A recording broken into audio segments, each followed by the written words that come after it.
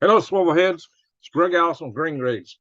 Guys, you wouldn't believe what we're coming up with Davos. I mean, guys, here we are. We're on the precipice of World War III. World War III is upon us. We're in it.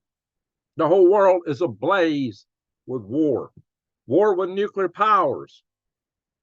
War with sleeper cells throughout the world. We got civil strife at home throughout Western nations. We've got threats. We got the economy teeter-tottering on the brink of the biggest economic disaster since, maybe worse than the Great Depression, the era of my parents, many of you grandparents. Guys, with all that, you wouldn't believe what the demons at Davos think is the number one problem. What would you imagine they think is the number one problem facing the world today? What would you think? Guys, you're not going to believe this. I'm going to show this one. First, I am going to update to see who's in the chat room. Pardon me for starting so crazy late this time. So we'll see how that works out. This is kind of an experiment. This may be a video more for the coffee club guys in the morning, but I am going to see, because I'm always surprised at how many people we get in here at the crazy late hours. We got some serious night owls in our crew. Gentlemen, Arnold, New Days. Yes, we got some Arthur. Yes, we got some serious night owls here. All right, guys, let's get straight to the news. We're going to look at what in Davos they really believe is the number one problem in the world, what they're focusing on. And that's going to impact all of us. It's going to impact our freedom of speech. It's going to impact what I can say here. Maybe greatly. It may impact me being here at all. You're not going to believe it. You're just flat not going to believe this. Okay, guys, let's go straight to it. And I'm in the wrong spot there. Hang on, guys. Let me adjust this. Yeah. 1 second. Got some adjustments to make. I'll bring this to you live. And here we are. Bada bing, bada bang. So, as you might be aware, this is Klaas from the House of Klaas. And these guys are meeting this week in Davos. And this is the president of the European Commission, Miss Ursula von der Leyen. So I get that right. Yes, Miss Ursula von der Leyen. I said Van, it's Von. Ursula von der Leyen. All right, guys. She was introduced as the most influential woman in the world. Of course, really, she runs the European Union. The European Union is the dream of those who want globalism, because it's the step of all these nations coming together, at least in Europe, and then, the world. But the interesting thing is, with all the 2024 is the biggest election year in Western democracies, because in republics, because they're all voting for their head people, and people that favor nationalism is on the rise in these countries. What the House of Klaas is pushing doesn't seem to be in great favor. That's a threat to them. That and more. So, guys, they're on the verge, maybe of losing their control. That's the good news. The bad news is they might try to preempt that. So here we are. And this is what Miss President Ursula von der Leyen has had to say. And she starts out, excellencies, ladies and gentlemen. Excellencies are royalty, something we don't give much of a flip for here in America, I hope. Wow, we have Michelle in here, Sasquatch and that owls, yes. Zinjamin. Sleep is overrated. Amen to that. I take mine in a cup. I just went through my last drop of coffee. I don't want to brew another pot right now. I don't have time. I do have some strong tea here that I made. Anyway, guys, so let's look at this. She said, oh, yeah, the theme of this conference is basically, well, we'll get back to that again here in a minute. But anyway, what she come out with is she talked about Klaas's global risk report.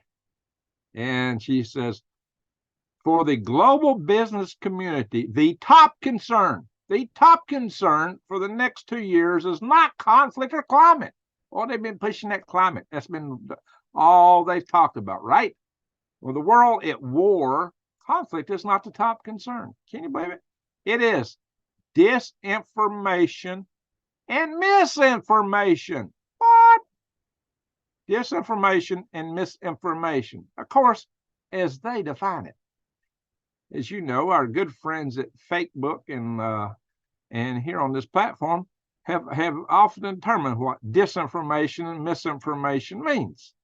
And it seems to have a hard over political slant from the eyes of some of us, allegedly, supposedly. Then she says, followed by polarization within our societies. Well, that seems again that one side of that is favored. I don't know. This is from the people that bring you will own nothing, but you'll have no privacy, and you'll be happy. Oh, yeah, the same crowd. So you can kind of imagine what kind of slant might be within the purview of what they're considering here. What might be the slant of the platforms that's going to govern? Who do you think is going to do this?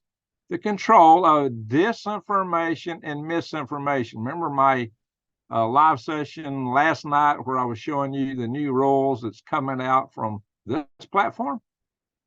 Oh, yeah. Critical events. Anything that's a critical event, significant, what was the word? Yeah, it's going to be a whole new category they're going to judge by. Any event going down, basically, you're not going to be able to say anything that's not in league with the main message. It seems that may greatly impact channels like mine. And I'm already being impacted. I've been hit hard. Guys, if you like my content, subscribe, bang the up notification bell, and click all. You will not at all get notifications if you don't do that. But even if you do that, a lot of you are reporting to me you're not getting notifications. Why? Well, just imagine that. My viewership has dropped. My revenue has gone near to nothing here on the platform except what you guys toss at me. And I appreciate that with a like super chest, because I've had several videos of late demonetized. Stuff that you wouldn't think would get demonetized. So I'm exceedingly careful in what I say, where I try not to step on the landmines, but apparently just being here is a landmine now. Holy guac and smoke-a-moly, guys. Anyway, so this says a lot. These risks are serious because they limit our ability to tackle big global challenges we're facing, like what? Taking over the world, bringing you will own nothing. You will have no privacy, and you'll be happy. Oh, yeah. Is that what? Talk about changes to our climate and geopolitical climate. Geopolitical. Shifts in our demography, and our technology. Spiraling regional conflicts, all intensified geopolitical competition. And how's this impact supply chains? How about Houthi missiles? I think that's going to more impact on our supply chains. Sobering reality is once again we're competing with more intensity across countries than we have in several decades. Now that part is true. But anyway, oh yeah. So what's the theme? Rebuilding trust, i.e., getting you on board with their agenda, because suddenly, how many people in the world trust the world's richest people coming together? The people that fly into Davos on private jets, who tell you that the only thing you should do is buy an electric vehicle, maybe, and we're probably going to give up on that because we don't have enough resources. Michelle Young, I got this show's notification. Well, salute to you, Michelle Young. Thank you very much. Appreciate that. That's about the only thing I'm getting on this platform now is what you guys see it to be worth and donate. And by the way, this is my sole source of income at the moment, so that really helps. Every little bit helps, guys. Freedom for all. I'm being censored. Well, with a name like that, I would expect so. Do you have a channel, Freedom for All? Anyway, that's a good title, Freedom for All. Well, see, it seems that freedom is somewhat underappreciated by the global gulag who are meeting who want to tell you how to live. People that are unelected, trying to come up with this new governance structure that led by corporations. Oh yeah, unelected elite who want to tell you how to live because they know so much better. Oh yeah, they brought us ESG from BlackRock, spearheaded by Larry Fink, right? Yeah. This is not the time for conflicts and polarization. It is time to build trust, she says, not time for conflicts. Did she look outside and see what's going on? Do these people live in a la-la land? Oh my gosh. But what they want to do is get you on board with their agenda, apparently. So it seems, rebuilding trust. You got to trust Uncle Klaas. Oh yeah, that's what this is about. If you don't trust Uncle Klaas, what's wrong with you? You got to be kidding me. But again, guys, the top concern for the next 2 years is not conflict or climate. Or with all the war going on, conflict is not the top concern. Disinformation and misinformation. Holy guac and smoke-a-moly. And see, this is from that global risk report that Uncle Klaas so generously, nicely wrote for us. And again, what did he put at the top? Misinformation and disinformation. That's his top risk. Weather extremes is 2. Societal polarization. Now, who led this into societal polarization in the first place, guys? Cyber insecurity. Oh, yeah. We're expecting something in there. And then interstate armed conflict is number 5. Holy rockets. Where are these guys coming from? Lack of economic opportunity as our economies are crashing around the world is number 6. Inflation, number 7. Seems to me that it's the economic downturn is number 9. Pollution is number 10. Guys, I think they got this whole pyramid they built here upside down. It's backwards. In 10 years, I guess they think they're going to get this misinformation under control because as they see in 10 years, that's going to become item number 5 on their list. They're convinced. And cybersecurity is going to drop to number 8 because they're going to get that under control. How are they going to get there? What are they going to do with that? How's that going to happen? Then extreme weather becomes 1 because that's their long-term goal for control.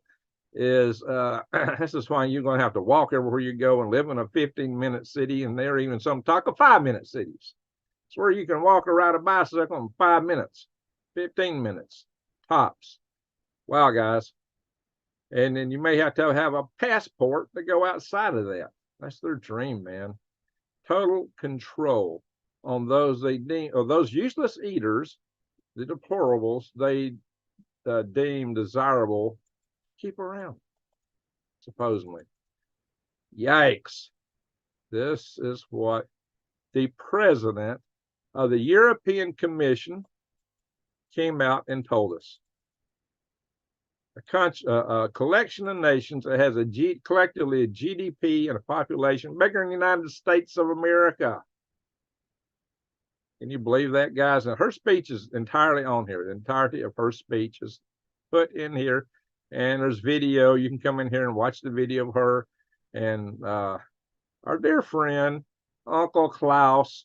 I say things facetiously, guys. Oh my gosh. Don't, because I'm on this platform here, I got to be so careful what I say.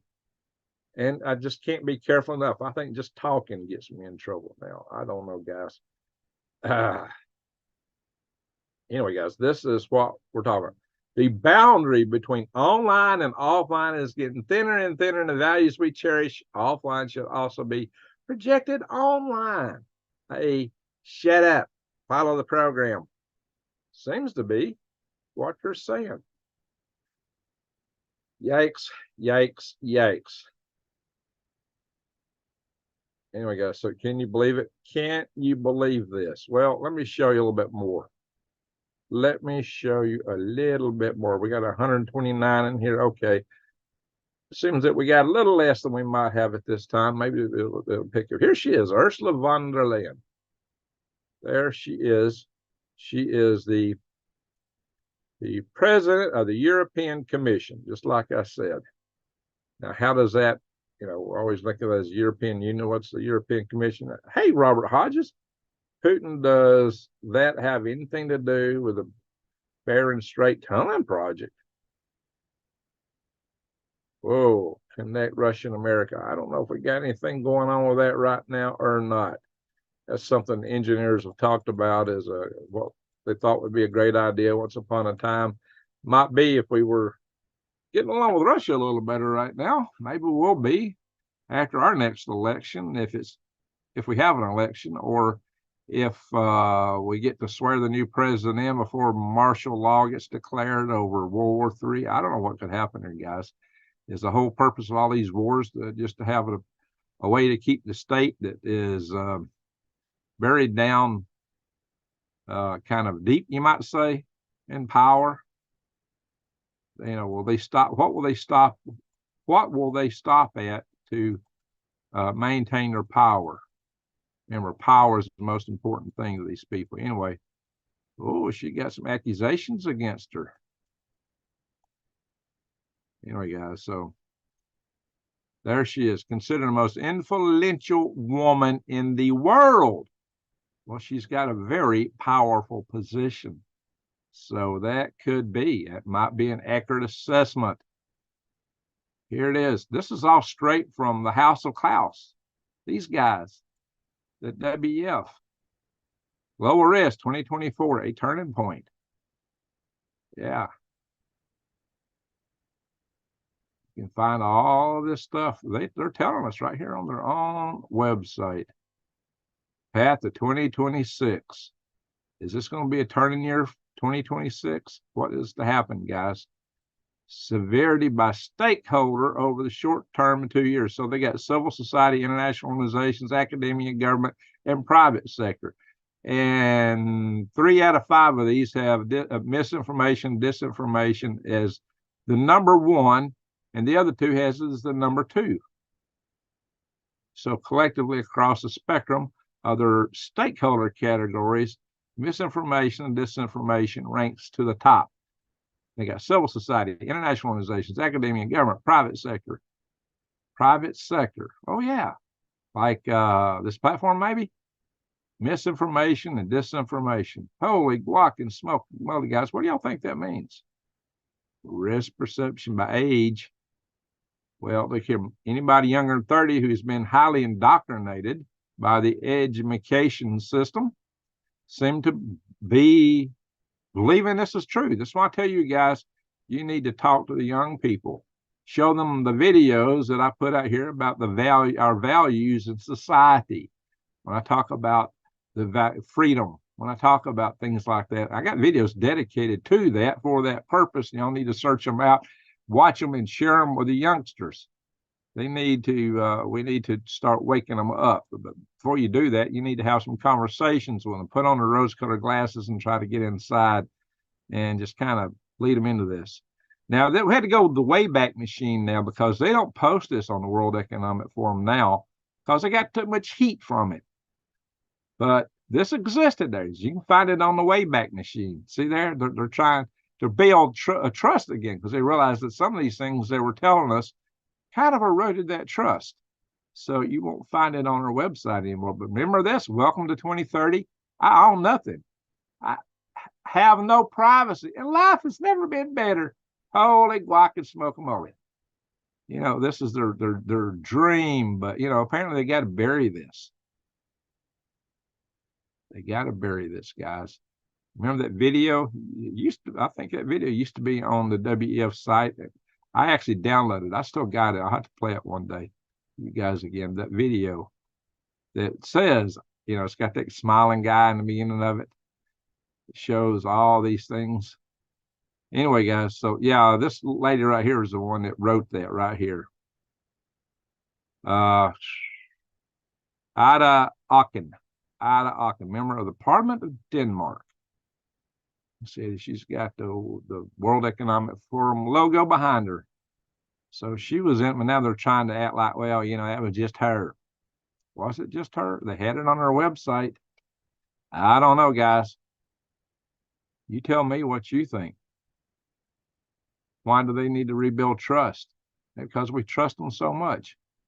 Daily Caller. Hey, America, policing content like private chats is becoming the norm. Here's why you should panic. This is happening right now. Apparently, Great Britain is already here, the United Kingdom, but now it's in Ireland. Some people thought Ireland was a nice place of freedom. Anyway, some video of a woman describing how Ireland's new hateful speech law might literally eradicate free speech.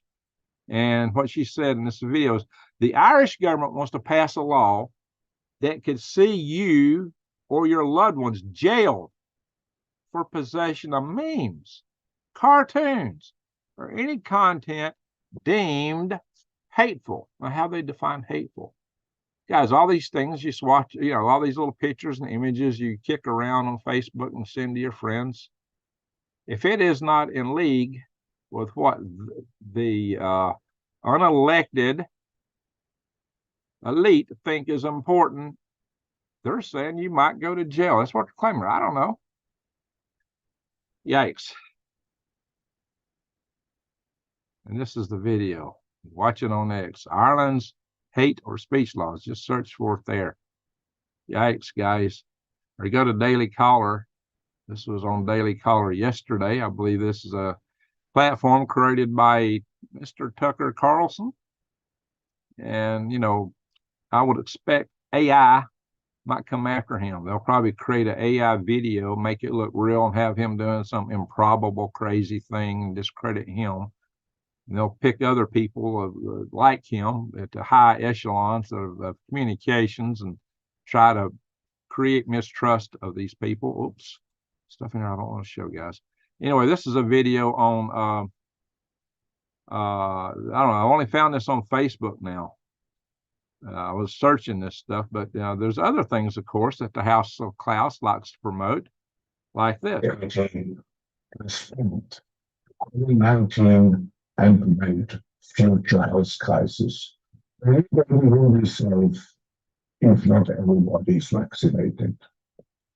You're not safe unless everybody. See the kind of stuff they may be pushing? Because there's a whole new claim of a disease X coming out. And they're telling us that it's coming soon. Well, how do they know this? How do you predict a random pandemic? It sounds kind of like synchronized chaos. Chaos, by definition, is random, not synchronized. Hey, Rodney, coffee time. Salute to you, Rodney. Thank you very much. Hey, guys. Hey, Rodney, there was an individual, Jeremiah, that's in the gematria. I think you banned him. I got to bring him back in. I got to come in here. If you can tell me why, because we're freedom. We do believe in freedom of speech here.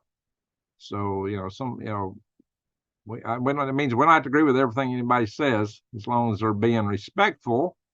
We're good with it. And even being disrespectful, if you can have a difference of opinion, but don't attack people.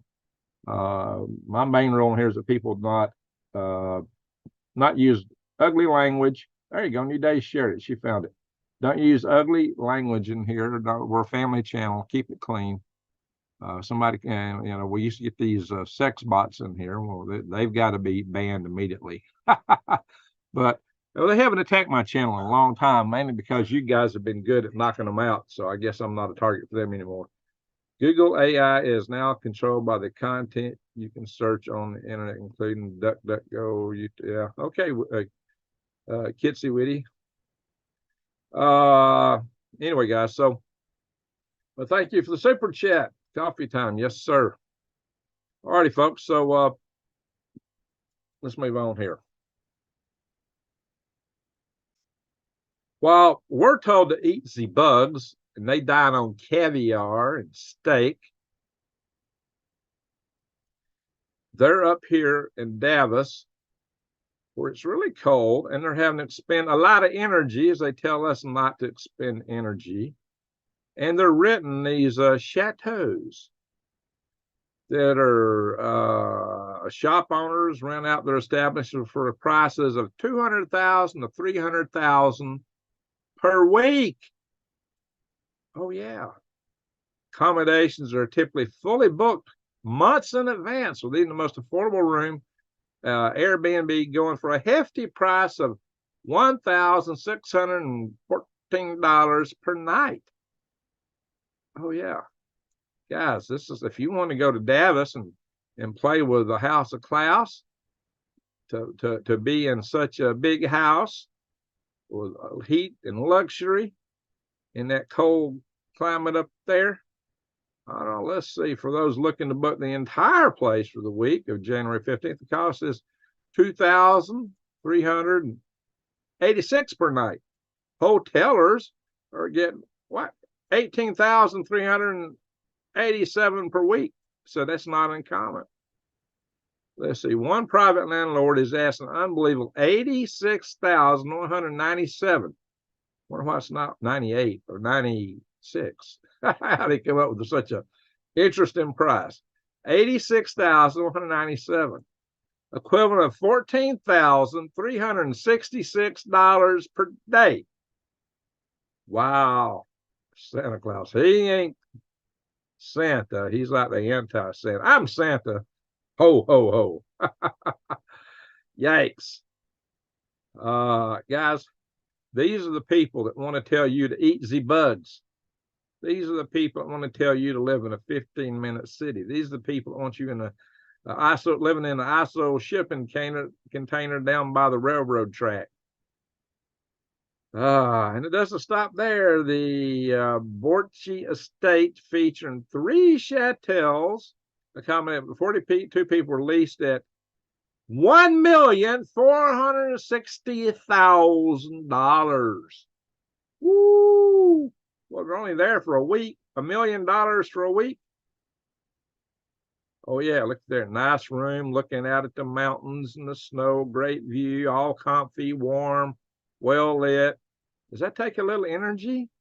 Luxury property prices in Davos are witnessing substantial surge. I imagine so. Driven by the basic principles of supply and demand. Oh, yeah. While attendance at Davos event is complimentary for WF members, although membership is reported cost about $65,000. So you can join the House of Klaus if you want to cough up $65,000. Tickets for non-members, I guess, to attend, this must be the attendance tickets, $25,000. So if you want to spend $25,000 and a little over $14,000 a night, if you book a year ahead, oh yeah, you can be there. Total expenses for the week could easily surpass $350,000. Now you think this is a game for the lead? How do government folks go?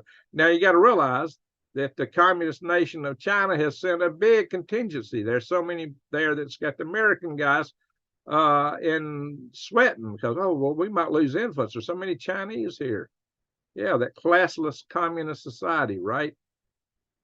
Living in great luxury there also. Isn't that antithetical to communism? No, because in communism, it's where everybody's the same, everybody's equal, as we discover from Animal House, or Animal Farm, excuse me. Animal House is a movie. Some are more equal than others. So, guys, this might be, let's see, wait a minute, I skipped something. Yeah, let's see here. There we are. U.S. scrambling to check China's charm offensive in Davos. Now, a lot of people think that Davos is all about the West. Then why is China there in spades? See, this is global. This thing is global. It's got both sides of the conflict. Are we being played? Because they've all got the same dream in the end. It's just who's going to get to run it in the end. Will it be the East or the West? But they all are in the system. With the House of Klaus, even China is big into this. Of course, Uncle Klaus went to Indonesia to one of the big forums they had there, economic forums they had there. And, hey, we got Alabama Constitution Crusader, 25K as pocket change for the corrupt bought and paid for. No kidding. No kidding. Bug Out Adventures. That's a great title. Hey, Withg, good to see you here. Food fight. Animal House. There you go. Yeah, they might be having a food fight with their expensive caviar or whatever they're eating there. You know, they're eating high, as they want us to eat the bugs. Yeah, no kidding, freedom for all. I can't even say that on here. I'd probably get banned instantly. Yikes, guys. Yikes, yikes, yikes. Ah, there we are. I skipped one to get to that one. That's the problem. I skipped the Chinese thing. So, guys, you know, if you love your freedom of speech, join with us here in the Freedom Restoration Foundation. Come to the Action Center. Scroll down here past all these alerts to where it tells you how to contact your Congress critters and your state representatives and chew their ears off any chance you get. Yeah, we got to put some more alerts on here. We got some new alerts out. I maybe need to do a video talk about that. This is all the contact information you need for national and state action. Oh yeah, they don't like any of this stuff. We just heard that Uncle Klaas talk against that because everybody on the planet needs to step up. Oh yeah, and they got a new thing, a new treaty they're trying to push. Apparently, President Potato Head is set to sign it in May. That would give up our national sovereignty to the WHO, it seems, so that the WHO will have power that extends beyond your constitutional rights. That's what happens with the treaty, and can tell you what you got to take. Oh, I gotta stop this stuff.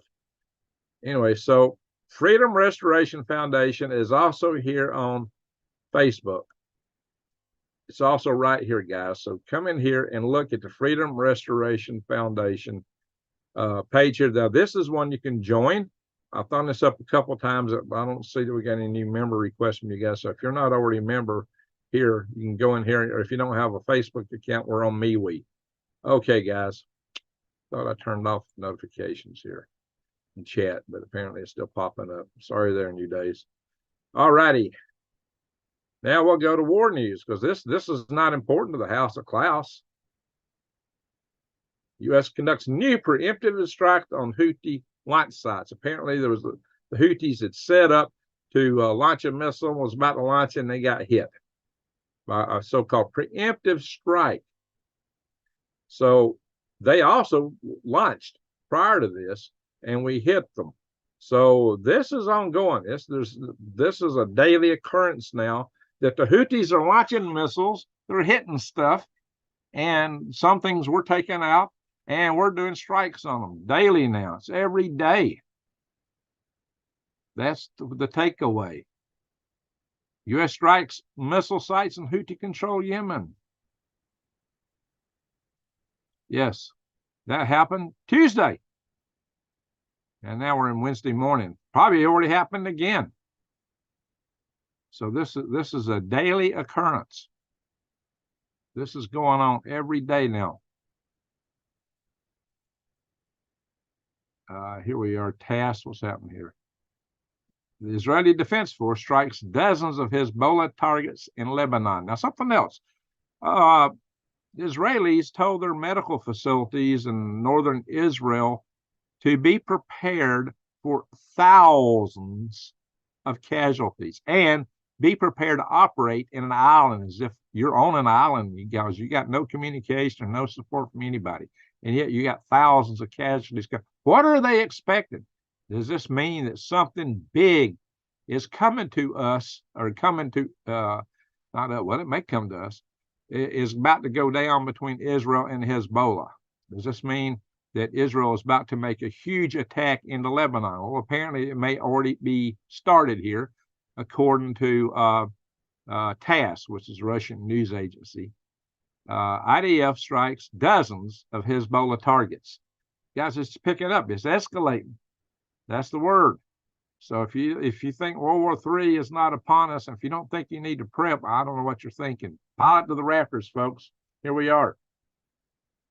Check out prepwithgreg.com. If you go to prepwithgreg.com, you get a cool deal on 3 months of emergency food supplies. Over 2,000 calories a day, breakfast, lunch, and dinner, 22 varieties, 25-year shelf life. And it comes in these rugged buckets that you can actually stack on top of each other. You don't need shelves for this stuff. You can stack it right up. No shelves required. These are lightweight. You can throw them in your car for bugging out. You might even be able to carry one of these on a motorcycle. These pouches you can carry in a backpack if you got to go on maneuvers into the woods to get away, which is a rough way to try to survive, guys. But, if it comes to it, that had to happen. I highly recommend you have some caches with store stuff, bury it in your backyard or maybe in the path of wherever your bug out trail goes to wherever your bug out location may be. You need a dedicated bug out location, guys. Just going out and random in the woods, most people can't survive that. Even a lot of I don't even know Bear Grylls would survive it, guys. He may look tough, but yeah, it's a hard proposition to live off nature. It's doable, but having something like this gives you an edge. So less than $600 for that's $200 a month, guys. How in the heck can you afford $200 a month food? $200. How can you survive for a month on $200 of food? That's what we're talking about. People tell me, "Oh, Greg, they're so expensive." But they got other deals here too. Right now, you might want some heat. You might want some backup heat. Indoor space heater and stove works for both. You can cook and heat with this device. So that's something else to look for. That's only $169. Not a bad deal. But they got a lot of other prepping supplies in here and survival, water filtration, air filtration, outdoor survival stuff. So check it out. Just go to prepwithgreg.com and click on My Patriot Supply and see what they got if you don't like it. But they got other food too, guys. You can get packages that are carnivore. You can get buckets that are basically meat, or you can get buckets that are fruit. You can get buckets that are vegan. I mean, you can pick and choose. They got a lot of stuff. Plus, you can also get stuff in number 10 cans. A lot of different things, varieties there. Anyway, here the U.S. Navy has seized weapons going from from Iran to the Houthis. Well, if we're going to stop the Houthi attacks, that's really hey, we got Johnny Cash in the house. Oh, Billy. Okay. Rick Toes, if we could only be like North Korea, but without despots, with food and power, and just let the other nations sort it out without us. Yeah, Rick Toes, why are we and everybody else's business is a darn good question. Why is that? Human meat? I hope not. No, not in these buckets. No, they're not bugs, ADS. Truth is treason, an empire of lies. Oh, yes. Yes. Yeah, that's yeah, exactly. So that's kind of looks like a pirate ship. Small one. Holy guac, smoking moly, guys, except it looks like it's got a pool on top or something. What is that? I don't know, guys. What the world?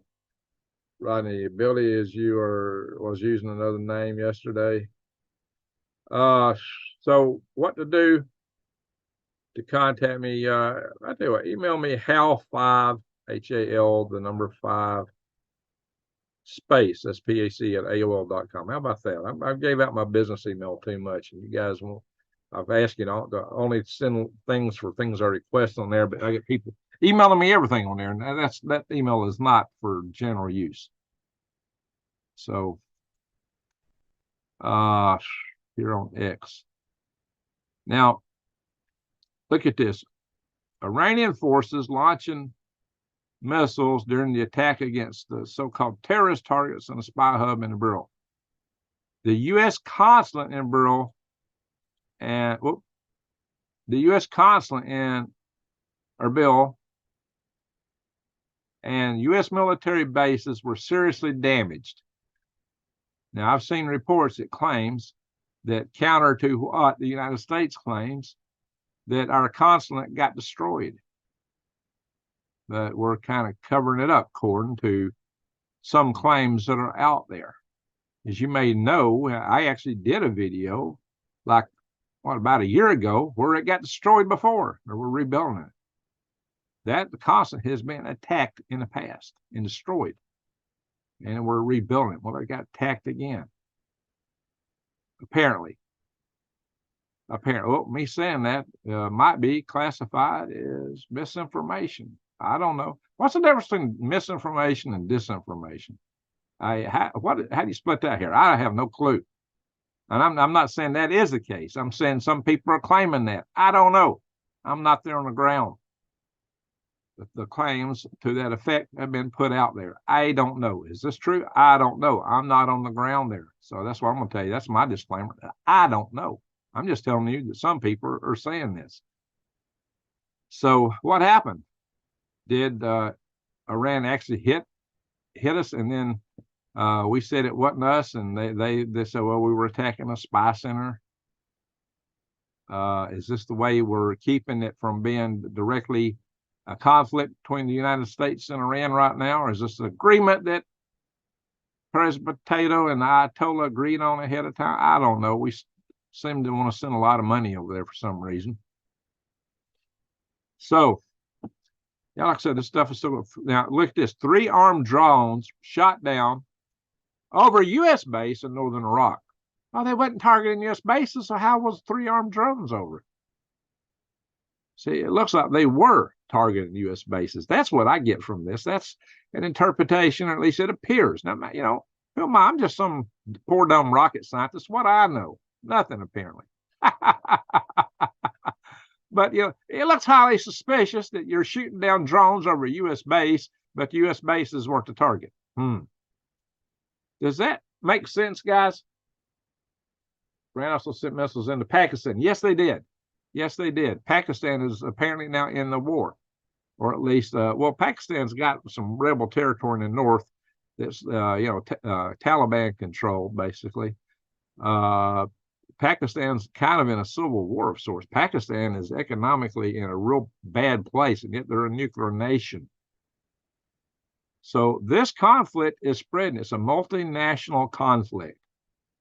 Pakistan, Iran, Yemen, Hezbollah, Lebanon, Israel, Syria, Ukraine, Russia, and soon to be Philippines and China and Taiwan and North Korea and South Korea, maybe, potentially. And the United States, oh yeah, us firing at Houthis and attacking Yemen. That's not, United States is not involved. Does this make it a world war? By any definition I know. And we got stuff flaring up in Africa, stuff flaring up in South America. So we got South America, Africa, Mid-East, Europe, Asia. Oh yeah, Pakistan's in Asia. Don't that make this a world war? World War III is here. It's getting kinetic, and it's getting hotter. It's escalating by the day. You know, this whole thing happened on October 7th. Who would have thunk it? Anyway, yeah, a tanker was hit.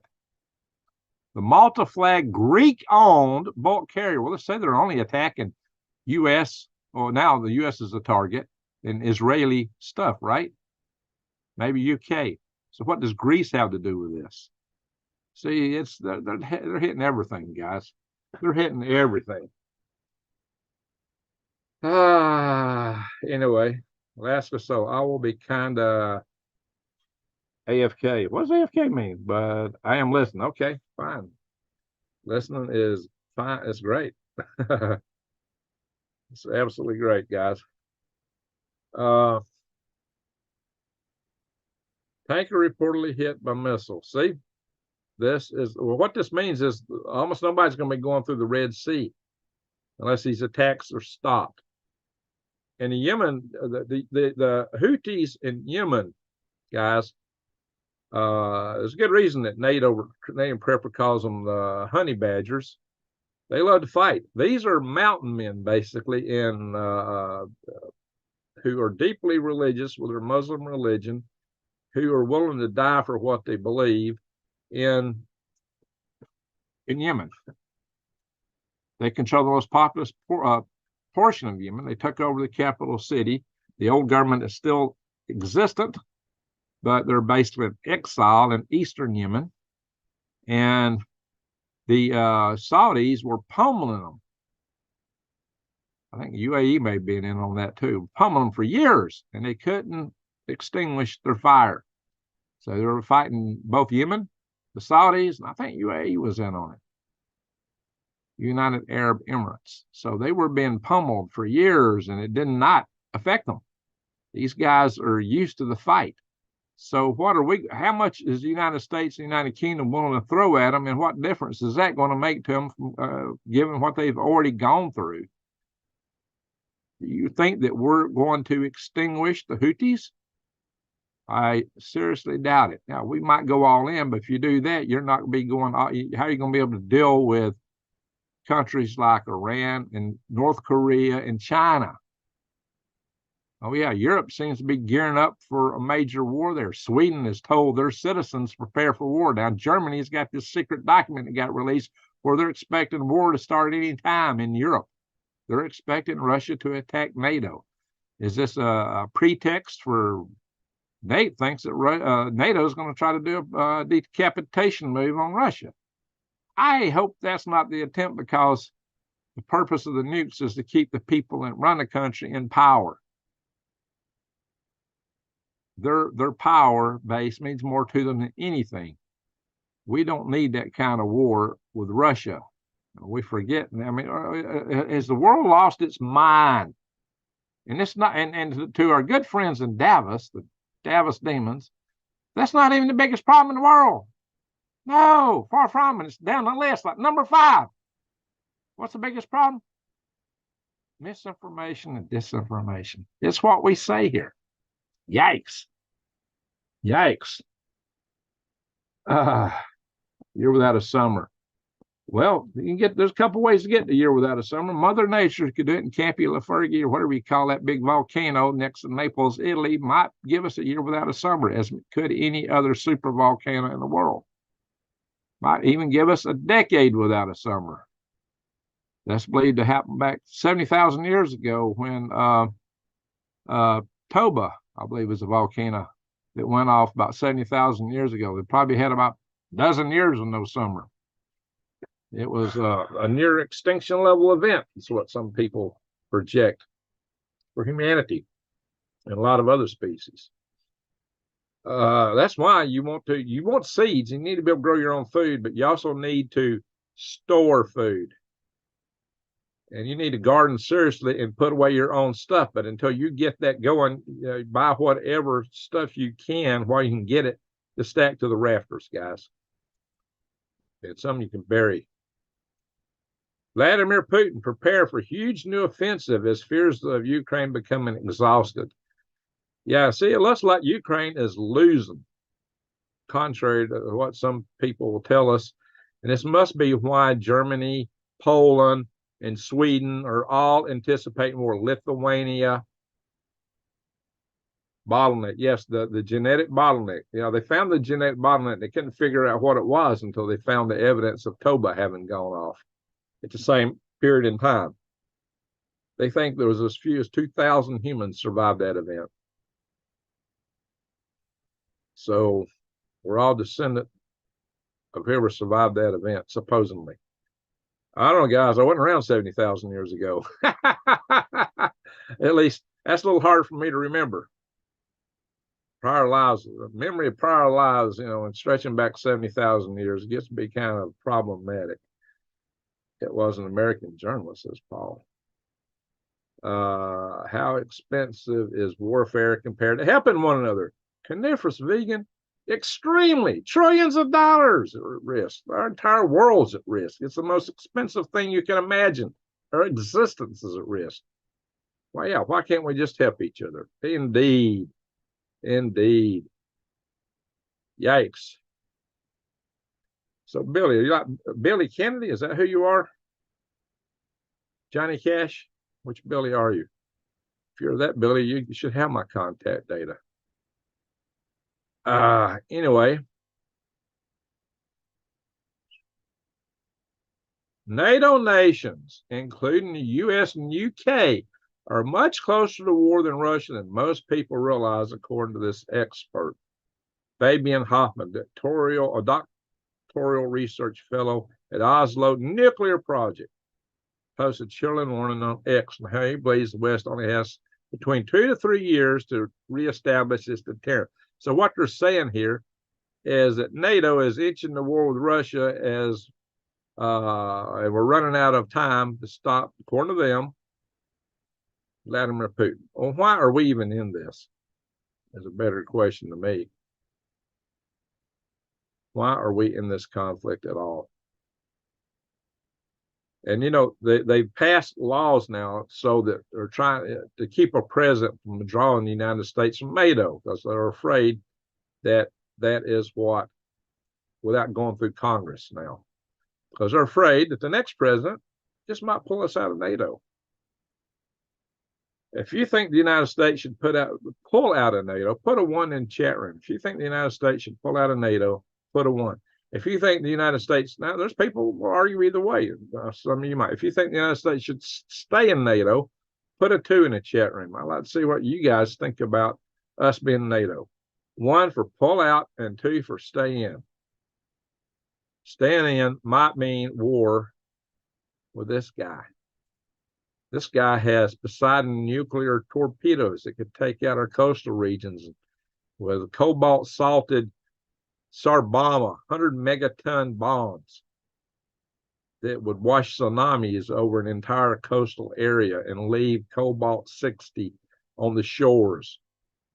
So you wouldn't get access to the ocean again for generations. It would isolate America completely.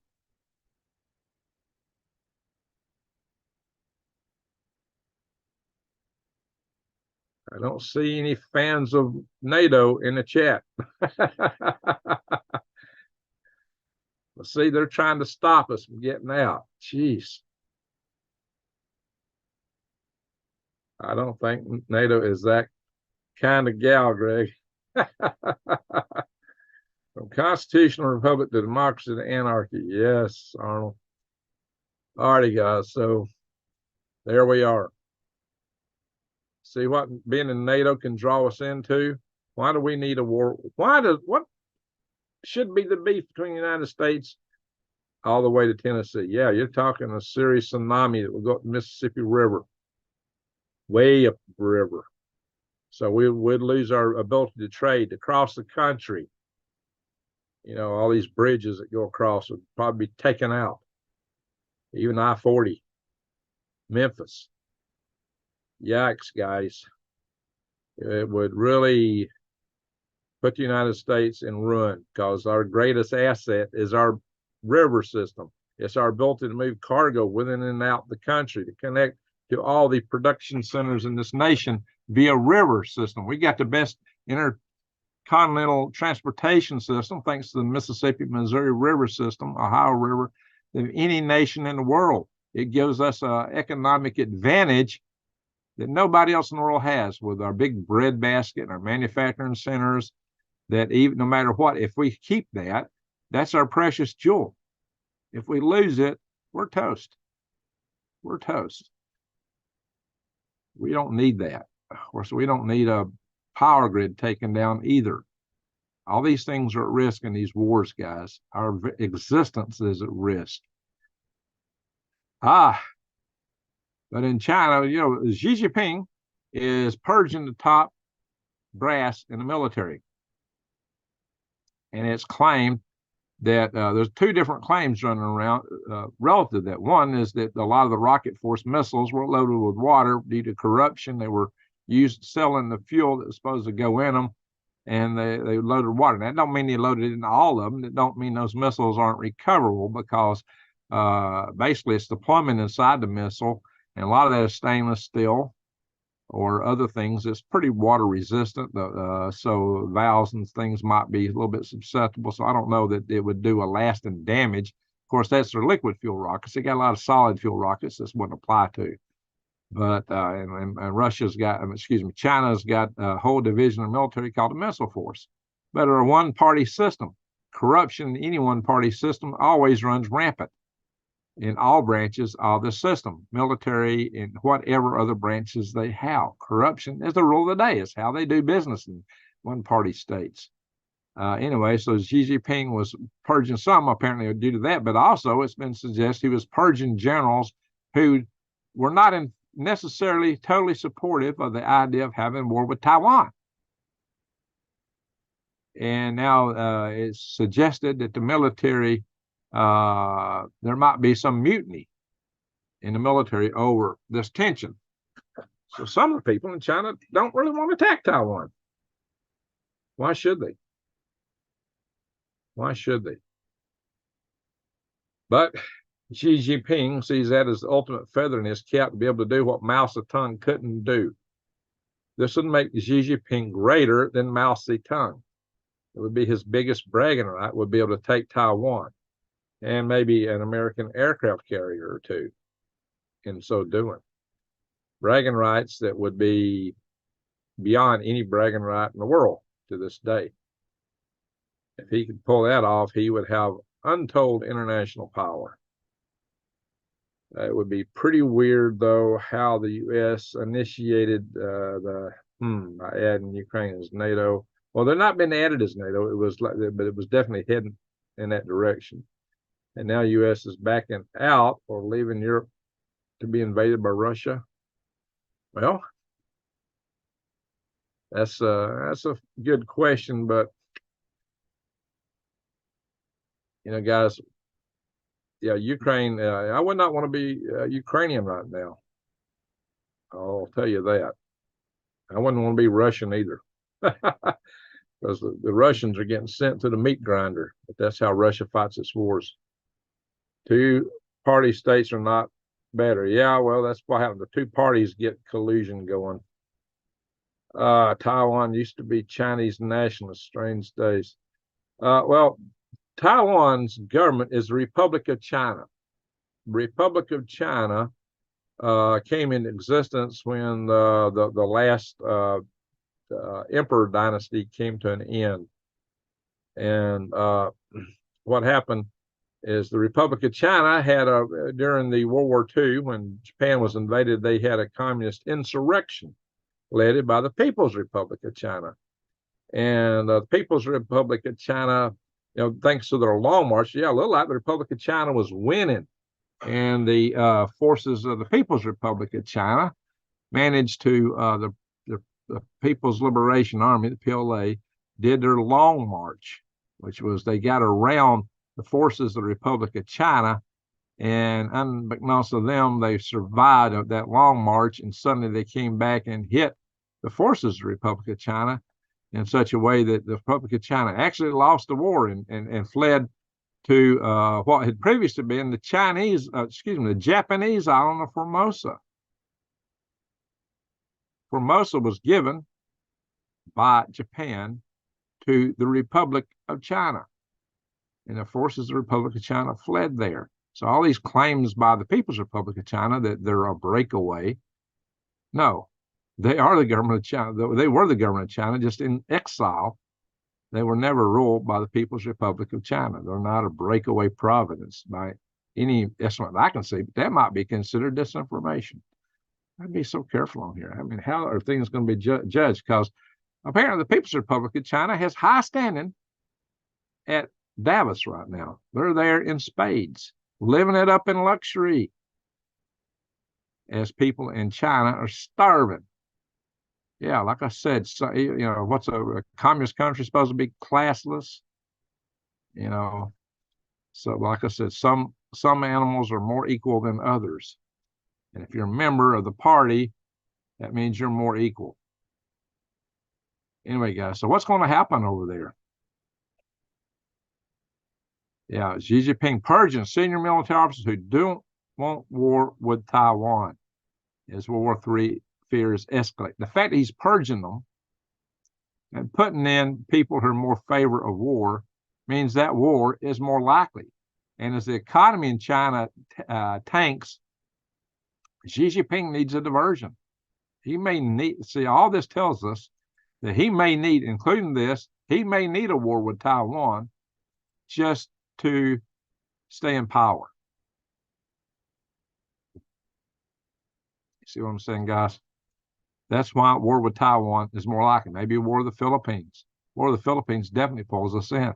And of course, to further distract America, would he actually try to pull North Korea and go North Korea into attacking South Korea. North Korea appears to be ready to do that already on their own without a lot of pride. Xi Jinping just wants them to hold off a little bit. And apparently that's what he's actually been urging. North Korea is like chomping at the bit right now, apparently from things I'm reading. And Xi Jinping actually was telling both sides to cool down. I think the message there was just, hey, wait. I'm not ready just yet, guys. Just give me a little time. But, I'm kind of thinking they might want to do that while a certain president that, according to congressional records, is potentially got some funds from a certain side of the world. I don't know. I got to be careful what I say on here. You know what I mean, guys? But there you go. This might be the timing, might be they'd want to do that in 2024, which means an invasion probably around April or September, with blockades preceding that, maybe missile strikes. I don't know. Maybe they think because the parliament of Taiwan voted for KMT, but even though the president's DPP, the Democratic Progressive Party, which wants independence, maybe China will think, well, maybe we can work with Taiwan and lure them over in time. Because even China believes in the Sun Tzu's art of war, which is war by means other than direct war whenever possible, including economic war, like BRICS. Anyway, and is talking against this thing part of misinformation? Next pandemic already on the way. How do they know that? Disease X could wipe out 50 million. Really? How do they know this? How are they so smug and assured? And who is this bringing us? Who named it? What organization? The World Health Organization. Could be 20 times more fatal than the cough bug that just went around, according to these guys. Of course, these are the guys who they're trying to sign this deal to make it where you have no freedom of choice, where you'll have to succumb to what the Klaas House was saying in that little video snip I played, where you got to take this thing. Can y'all see me here? I don't know. You tell me. I don't know. I'm just some poor dumb rocket scientist. What I know? Nothing. I know nothing. I know nothing. So I'm going to be probably, we're going to be seeing some stuff in the Freedom Restoration Foundation on this real soon, guys. Maybe that's why this platform is hit me so hard, because I don't just report news. I think that's really why they're after me, because I actually started the Freedom Restoration Foundation. I think that's when my standing on this platform fell, because I don't just talk it, I walk it. Started a group. I pay for that website out of my own pocket.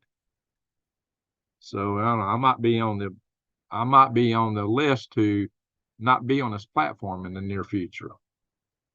I don't know, guys. You tell me. But maybe there's a reason they can predict this, because what did the Chinese come up with? You got to be kidding me. A mutant strain that is 100% in humanized mice. Takes them all out and does so within 7 days. But the first about 3 or 4 days, there's like no symptoms. Oh, yeah, they can spread it because they don't even have a symptom for several days.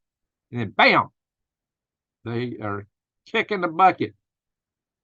So then 2 or 3 days after they got the symptoms, they kick the bucket fast, 100%. Poor little mice.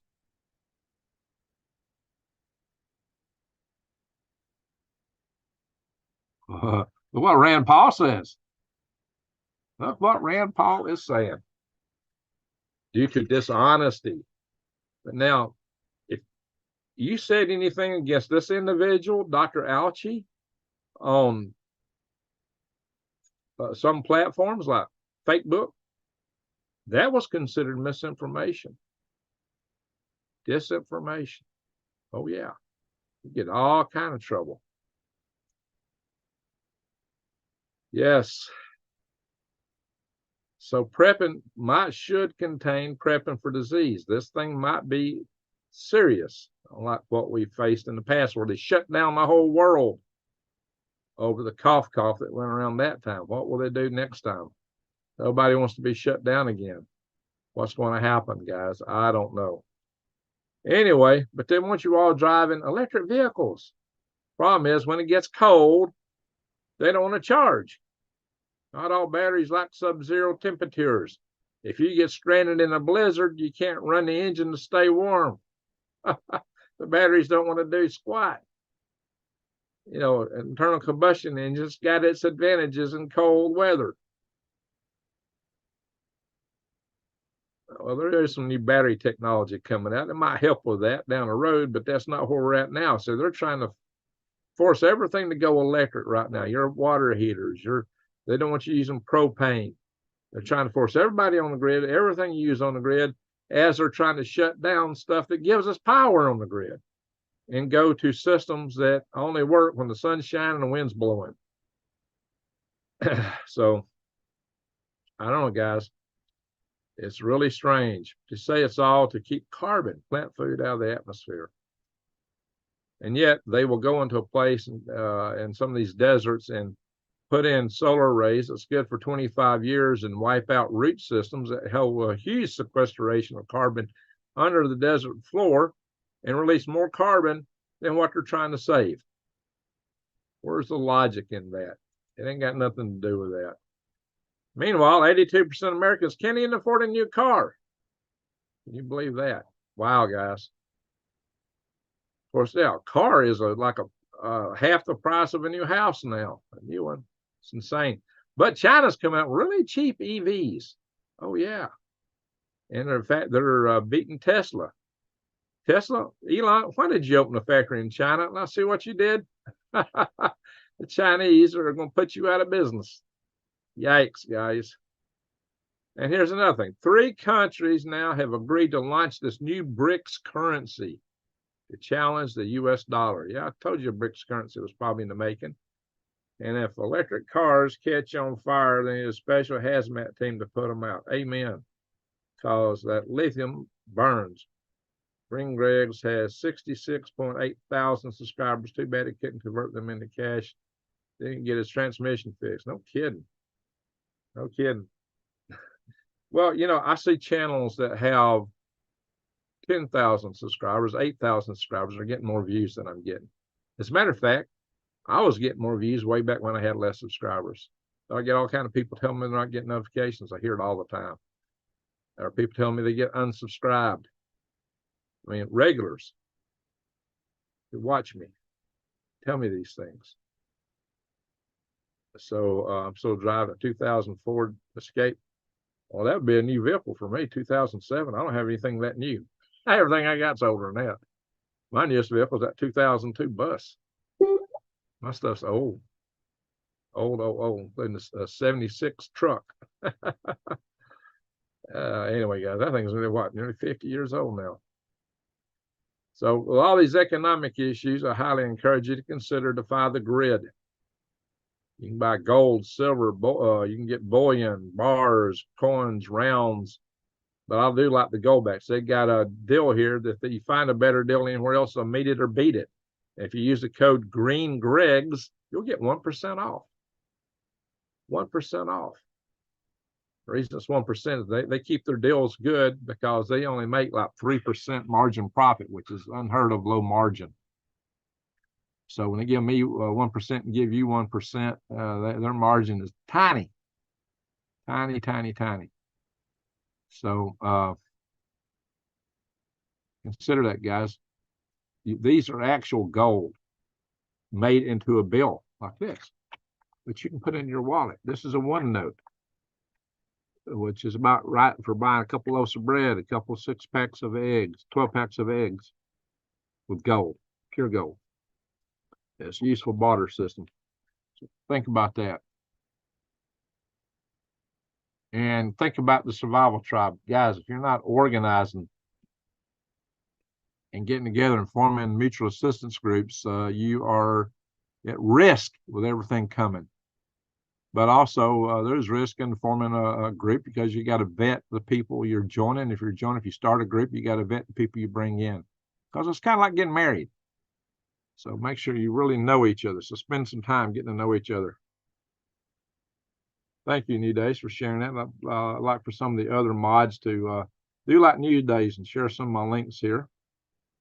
Widow says, I learned from people with tremendous amounts of money to buy a car and drive it into the ground. Well, I don't buy new cars. I bought one car. It was a program car, which I bought at a discount. That darn car stayed in the shop more than any other vehicle I ever owned. And I used to kick myself every time I made that monthly payment. Back then, a whopping $200 and something a month. What's car payments now? $1,000 a month for some of these cars. You saw something the other day about China developing a nuclear battery that lasts 50 years. Yes, Arthur, we'll talk about that. Let me stop the share here. Bang.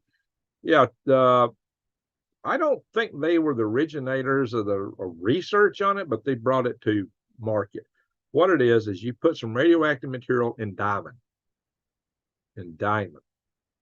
And it will, the crystal lattice structure of see, a crystal is like this. A crystal has a lattice or lattice structure. I hear people say it each way. Lattice or lattice. Basically, it's the network of how these atoms are stacked in the crystal. If you press on it mechanically, it will release electricity, like hundreds of thousands of volts. That's how some of these strikers and some of these lighters actually have a little crystal in them. And when you hit it, you get you push that trigger, it strikes that crystal and it creates a voltage, and then gas goes over and it ignites the gas. Yeah, that's how microphones work. They got that crystal in there, and when it gets compressed, it releases electricity. It makes a signal, which is amplified in the electronics of your little device, whatever kind of device you got, and makes sound that you can listen to or record. That's how you're hearing me, is through a crystal. Crystals make good sensors. Like you get a load cell, if you know anything about engineering, where you want to measure. In fact, some of these scales now, there are scales that you can buy for your home that you never put a battery in. You step on them. When you step on them, you're pressing that crystal, and it's enough voltage to run that LED and tell you how much you weigh. Yeah, it's like free electricity, but it's only good when you put pressure on it. Earthquake lights, it comes from the crystal in the rock, get pressed by the tension of an earthquake, and then it releases electrons in the atmosphere and creates earthquake lights. So you can drive it. The other one is maybe how you can create an earthquake is then you put electricity in the system, like you put electricity into a crystal, and it will expand mechanically. Oh, yeah. And what happens is that also creates something. There's speakers that use that principle. If you can throw enough electricity in the rock, you might generate an earthquake. Maybe an EMP might generate earthquakes. Yeah, EMP might generate earthquakes. So I don't know. The science on that is not developed in the public domain. Let me just say that. I don't know, guys. I don't know. I'm just a poor dumb rocket scientist. What can I say? I know nothing. I know nothing. Anyway, so you put some little nuclear material in there, and that nuclear isotope is sitting there giving out radiation all the time. So it's putting pressure in that crystal and creating voltage as long as it's radioactive, 50 years. Now, my friend Travis Taylor, who's out there with at the what's that ranch in out there out west that it's got all the spooky stuff going on there. Used to be on the Bigelow. Come on, guys, help me out. What's the name of that ranch? He's on TV with this stuff. They got a special. He's been on TV for years now. What's the name of that ranch, guys? Help me out here. That ranch that's got UFO phenomenology, shapeshifters, demon activity, seemingly. He was analyzing some of the, he was actually in charge of some of the UFO research for DOD, and there was these lights that were going to aircraft carriers. He thought that they might have been drones, maybe from China. The question was, how in the world could they operate and fly so far? Because the batteries, the technology we had for drones, is not long enough to be able to make a trip like Skinwalker. Thank you. Skinwalker Ranch. Yes, RD, that's it. Skinwalker Ranch. I know Travis. You'll see, there's one Nat Geo special I'm on with Travis. He pulled me into. I was supposed to have a speaker role, but I heard what he was saying for how to stop UFOs. I thought it was so nutty. I left the set before they interviewed me. I'm in the video in the background. It's when UFOs attack. Oh yeah, Obama was in that video, and along with some top level DoD officials. Maybe if they knew where that whole program was going, they might not have been interviewed. I don't know. Skinwalker Ranch, you're right, Michelle. So, in fact, I got Travis's phone number in my phone. I know the guy.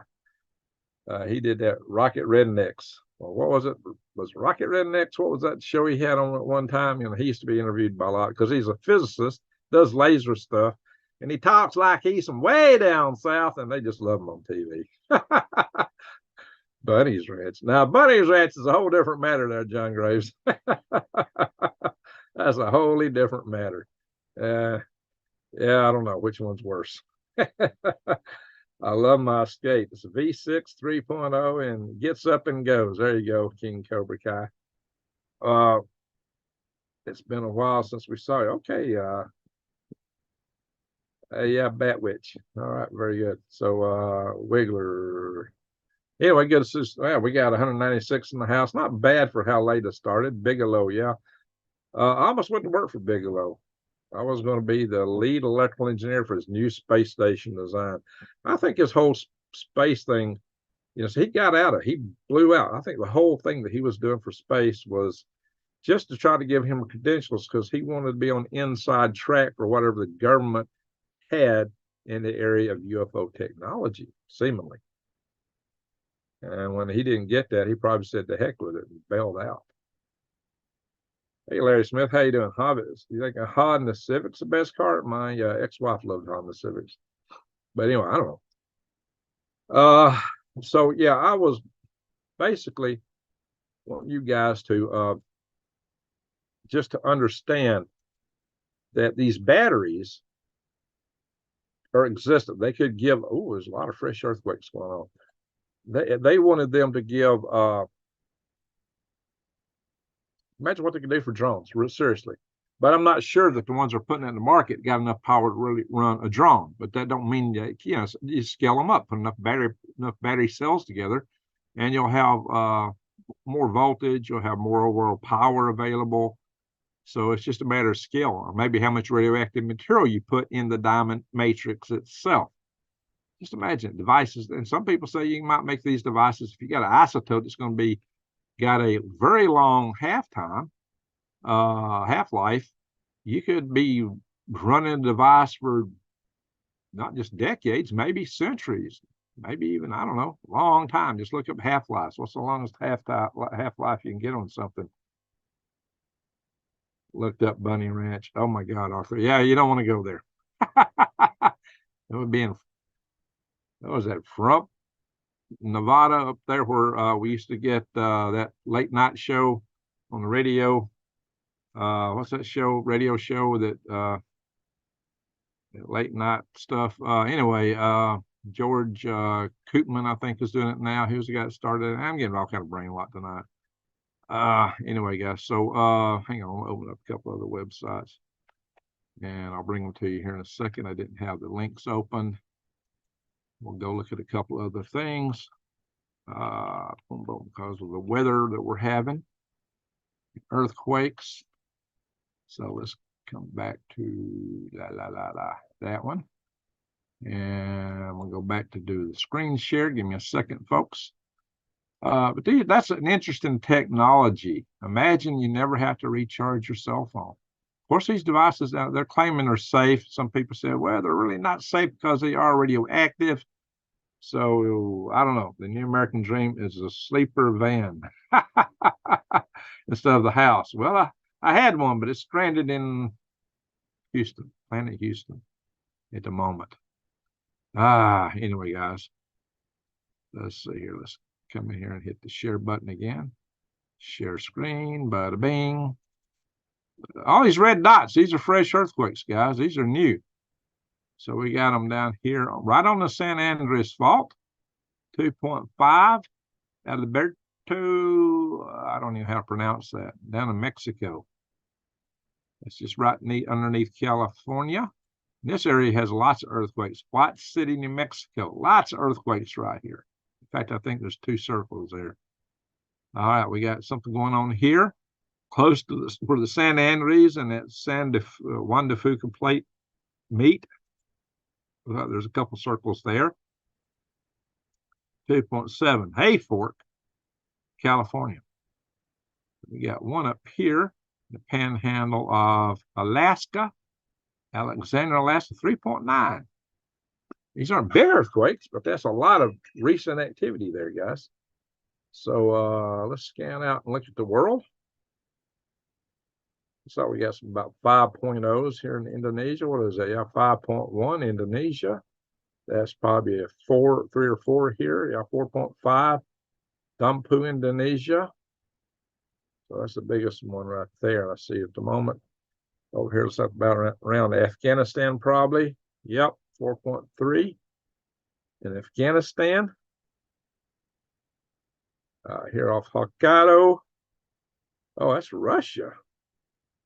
Oh, looks like it's off Hokkaido. 4.4. Oh, that's definitely Russian island there, which they took from Japan, by the way. 4.5.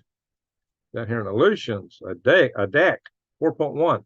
That's where we had that's the island that the Japanese invaded. They invaded 2 islands of Alaska, and we had that 1,000-mile war to take it back from them. That's the only American territory that's been invaded since the British came in the War of 1812.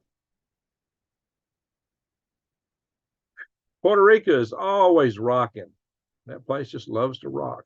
Oh, that's Dominican Republic. Okay. British Virgin Islands. US Virgin Islands, excuse me. Okay. That whole area rocks. So somewhere around Panama here. Okay, 4.4.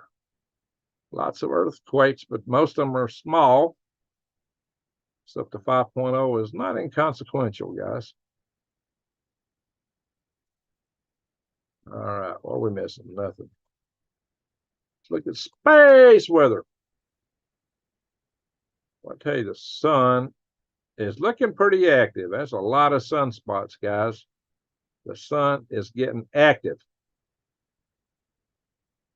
231 V6 Buick's the same engines. Okay. Yeah, Buick got some big engines. I used to have a LeSabre. Buick LeSabre had somebody put a Trans Am 427 in. Oh my God, that thing would fly. It was blue and it was rusty and huge, a huge land yacht. I could go down the highway at 100, 120 miles an hour, and I was Moses. Oh yeah, I've been Moses because the 6 cars would park in front of me. People look up in the rearview mirror and see me hurtling down them that big rust bucket. They would get out of my way. I never had a vehicle that people would be in such a hurry to get out of my way. The traffic would just open up. Yeah, I've had a lead foot for a good fraction of my life. I don't drive like that now. Getting older, I've calmed down a little bit, you know. My speeding, I try to keep it within 10 miles an hour of the speed limit now, for the most part. Sometimes I go faster. Yeah, I used to think the objective was to peg that speedometer over as far as I could get it. I am an Allison, by the way. It just kind of goes with the family. We like speed. All right, guys, here's the asteroids. We are now on the 17th of March, so we're right in here in that line. So all these close misses are all new discoveries, 2024, 2024, 2024, and they tend to be small asteroids that we didn't know about before, and they whiz by us. Those got between the Earth and the Moon. That one was almost as close as our geosynchronous satellites. Now, by comparison, geosynchronous satellites about 22, 23,000 miles up. The whole planet Earth's only 8,000 miles in diameter. But if you did, the circumference is about 24,000 miles. And apparently I drove about 24,000 miles over the last year, going back and forth to Arizona. So my trips back and forth to Arizona, I could have driven around the whole world, around the whole planet. Art Bell, that's the name I was searching for. Art Bell, yes. Art Bell. He started that program. What do they call it? What was that program called? Art Bell.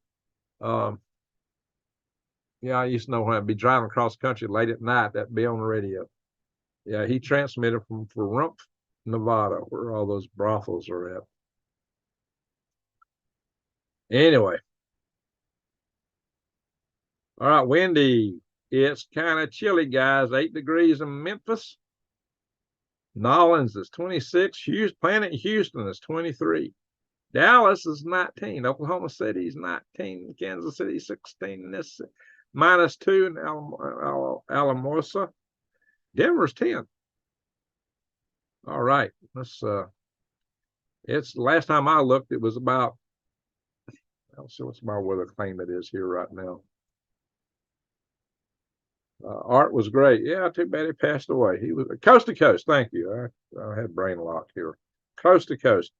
My good friend, who's the operations director for the EMP Task Force on National Homeland Security, he gets on coast to coast quite a bit. I may wind up on there one day soon. He's trying to get me in that. So you may hear me on coast to coast one day. Let's see here. Let's just say my temperature is at right now. It was 4, then it went to 5. What are we sitting at right now? What is my temperature according to 2 degrees? Right now, it's going down to 1. I'm at 2 degrees according to my little app right here, which is usually pretty accurate. So let's see what Wendy says I'm sitting at. I got a Huntsville 1. Now, how is Huntsville colder than I am? They got a heat island down there. Ardmore 5. How is Ardmore warmer than Huntsville? That's odd. 1 degree in Huntsville. Hazel Green 1. So I'm somewhere between 1 and 2 degrees right now. It's kind of chilly outside. Corinth -1. Corinth, Mississippi. Driven through there quite a number of times. Iuka 5. I always thought that's funny. Iuka.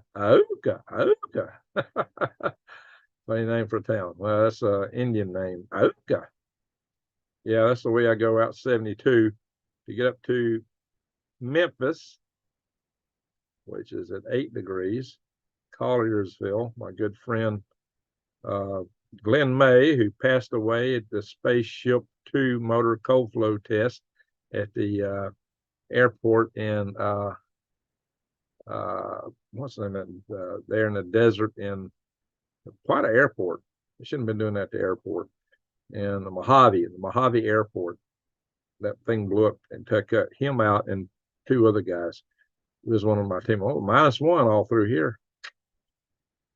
Bainville's 3. Hello, Greg. How are you, sweetie? How you, Diane? All right, sweet talk can get you anywhere. Almost. Look at here, 16 down in Hoover, 14 in Birmingham, Alabama. Birmingham, or as my good buddy Colonel Cole now calls it, Bullet-ham. Montgomery is 19. Wow, Evergreen's 19. Atmore is 19. That's where the women's prison is in Alabama. Enterprise is 21. Dothan. I got my worms from right here, Slocum, when I started out. Wow, 21 in Foley. Bayou La Batterie is 21. Dolphin Island is 30. It's freezing, below freezing across the entire state. Tallahassee, Florida is 26. Lake City is right at freezing, guys. Jacksonville is balmy 34. St. Augustine's a balmy 39. Daytona Beach 34. Let's go on down. Kissimmee, that's a funny name, right? Florida's 48. So much kissing going on there, it's warmed up. Fort Lauderdale is 70. Miami is 70. Homestead, remember that Air Force Base got wiped out by a hurricane there many years ago. 70. Key Largo, where's the Beach Boys singing?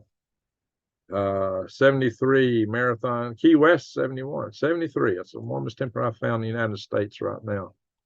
That's barely the United States. That's almost down to Cuba. I said Cuba on purpose. Panama City, 26.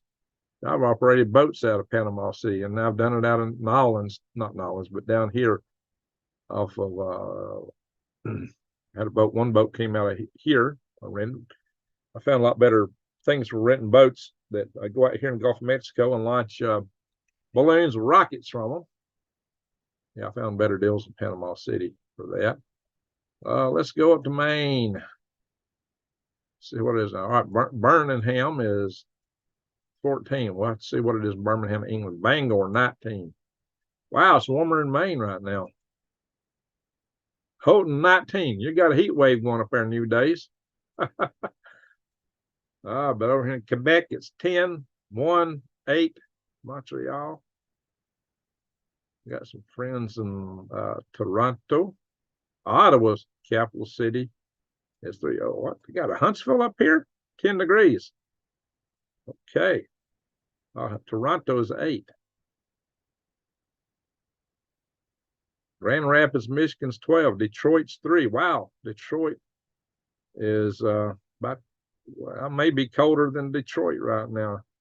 Chicago's 3. Milwaukee, though, is -1. Green Bay's -1. Over here in Minnesota, -1 here. 1, 1, 1, 1, 1. -8, International Falls. North Dakota, you got Bismarck, 7.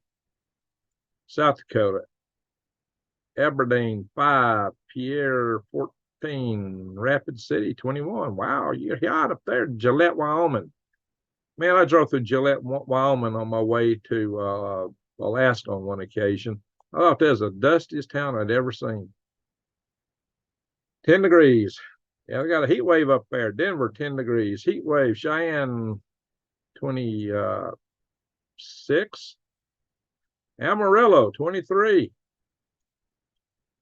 Oklahoma City, 19. What's Tulsa? Stillwater, 19. Tulsa, 17. Yeah, married Tulsa Fox and my good friend Jason Avers with Green Country Agroforestry. I got a heat wave. All right, Michelle, let's look at Arkansas. Little Rock is 12. Fort Smith is 12. See, I-40 kind of dips down through here and comes back up through here, goes to Oklahoma City. I drove I-40 a lot lately. Put enough miles on to drive around the entire world this last year. 12 degrees Mountain Hope. So yeah, it's pretty much 12, 16 degrees, 10, but most of Arkansas. Already looked at Dallas, Houston, 20s. Taos, New Mexico is 8. That's where you get to Dulce is -1. Yeah, it's up there where you get that mountain that they think all the UFOs are. The Dulce is that what people think it's an underground base. I don't know. Payson, 32. Sholo's 28. Holbrook, which is a county seat of Navajo County, is 26. Snowflake is cold enough for snowflakes. It's 30. There's no snow there. St. John's is 26. Phoenix, the oven, is 44. Tucson's 44. Yuma Proving Grounds, 50 degrees. San Diego, 52. Lost Angels, 50. Lost Wages, 46. And Coast to Coast headquarters for Rump is 44. 44 degrees, and the headquarters of Coast to Coast. Hats off to Art Bell. I don't know if they still broadcast from there or not. Probably not. But I don't know. Round Mountain, 32. San Fran, Valmy, 55. Santa Rosa, 50. I'll up the coast of West Wokistan, Eureka. Now we're in 52. Now we'll get up here in Oregon, Eugene, Oregon, 43. Salem, 34. Washington State, Seattle, 34. Yakima, 14. Okay, 7 over here. Let's go up to Alberta. Let's go to, look. Oh, we got a lot of snow up there, looks like. Lots of snow. Calgary, 7 degrees. Hinton, -2. Edmonton's -8. That's colder now. You got snow where you're at now, right now. It's -8 at Slave Lake. -13 at Peace River. -10 at Grand Prairie. I remember driving through a place called Destruction Bay up here somewhere. Where's Destruction Bay? I don't remember if that's in British Columbia or Alberta on the Alaska Highway, the Alaska Canadian Highway. Fort Laird, -11. Watson Lake, -13. I think we went through Watson Lake. Where's Destruction Bay at? -10 and where? Maybe Arnold will tell me. -16 C centigrade in western Alberta. Well, here's a place, high level, -24. Peace River. And then there was Trutch Mountain. Boy, I remember Trutch Mountain during breakup. That was some rough driving. That was in Alberta. Trutch Mountain. Don't forget that place. Mayo. Maybe a place you want to go get you some mayonnaise up in the Yukon Territory. Mayo. Stepping on the bread and off we go. Let's see. Dawson City, -2. Fairbanks and Delta Junction are both at a balmy 21 degrees. Guys, you know, when it's cold in the lower 48, it's usually warmer up here in Alaska. Because you get a Chinook coming up and it blows up over the poles and comes back down over the US. So when it's cold down here, it's warmer up there. And during the Ice Age, when continental United States was covered with glaciers, Alaska was ice-free. There was an ice-free path through Alaska. You believe that? Yeah, they had giant buffalo, not bison. There was a buffalo, cattle type buffalo lived Longhorn that was indigenous to Alaska back in the area that died out. It's extinct. But they find them, the bones of it. Anchorage is 19. Valdez 23. Seward 10. We got anybody from Alaska? Homer 32. We got any Alaskans in the house? Cheery weather. There you are. We just went through Oregon, West Wokistan. Nome is 8. Kotzebue is 10. Barrel, -1. Okay, Dead Horse is warmer than Huntsville, Alabama. Dead Horse is 5 degrees. But here at the pass are at -8 here in the Brooks Range. So you got the Brooks Mountain Range up here. The Alaska Mountain Range runs right through here.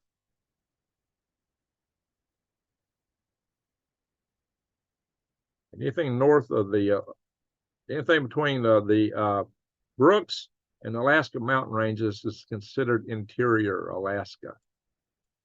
And that's where I used to live for 2 years, once upon a time, long, long ago. We should have some cold temperatures in Siberia. Siberia seldom disappoints you for cold temperatures. Look here. There we are, -46. In Simchan, -46. Ustnera, -46. Ah, Tomtor, -60. There we go. -60 in Tomtor. That might be a bit chilly. -60. I have seen -60. I know what that looks like and feels like. Been there, done that. -40s. Used to get like that in Alaska. Now, ever since I've been looking at windy, I've not seen those kind of temperatures in Alaska. I've not seen the temperatures that I knew back when I lived there in the early 80s. Yeah, -22 over here, -22. Yeah, you got some cold temperatures in these regions of Russia. These Ruski regions. Moscow is warmer than Huntsville now. It's 10 degrees where Vladimir Putin resides. And Kyiv, where Zelensky is at, so -19. Lukashenko is at 5 degrees. They're all warmer than Hunts Patch, Alabama, or where I'm at. Sevastopol, balmy 46. One of the Russians wanted Sevastopol. Crimea, they wanted somewhere to go to. It was warmer. Greece, Athens, 59. Beirut is at 64. Cairo, 66. So down the Houthi land where we've been throwing missiles, 71 degrees. We've been doing a lot of missile attacks right here in this town. Just this very day, probably. Wow, guys. Mutt. Now, wouldn't you want to be from Mutt? 57. Mutt. I got some friends over in Tunisia, 61. Gibraltar, 62 and raining. Let's go up to England. I get people in here from England. Hull is 26. London's 32. Dublin's 30. We just talked about the freedom of speech in Ireland, which seems to be going away, thanks to our friends, and they're pushing for that. I say our friends loosely, and they're meeting in Switzerland at the moment. I wonder if we can see Davos. We go in here. Is Davos big enough to show up on here? Zurich is 35. Oh, they're above freezing. Well, Davos show. We haven't looked for Davos on here before. Davos is just a little mountain town. How deep you got to go to find Davos?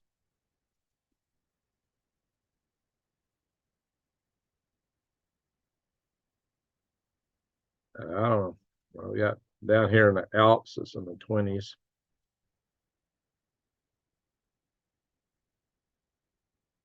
All righty, guys.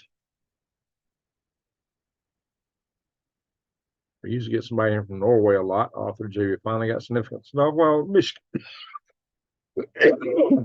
Okay. I've tried to be very careful, but all my last live sessions that we've been doing tonight, every one of them been demonetized. Hanover and Deutschland, what we call Germany, Deutschland, 28. 20 is all through Deutschland. Berlin is 26. Let's go up here to Denmark's in the 32 range.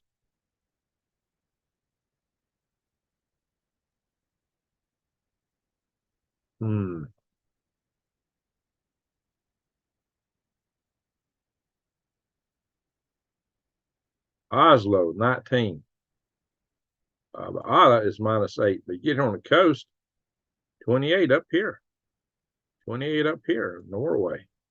10 up here. That is warmer than I'm at. 7 up here. 16. 10. All warmer than me. But -1 here. There, way up here, 17 degrees. Hammerfest. Wow.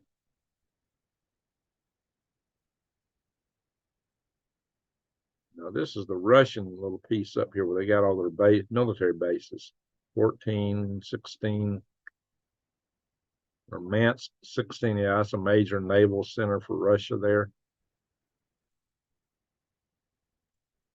Just east of Finland. Interesting. But a lot of snow up in there.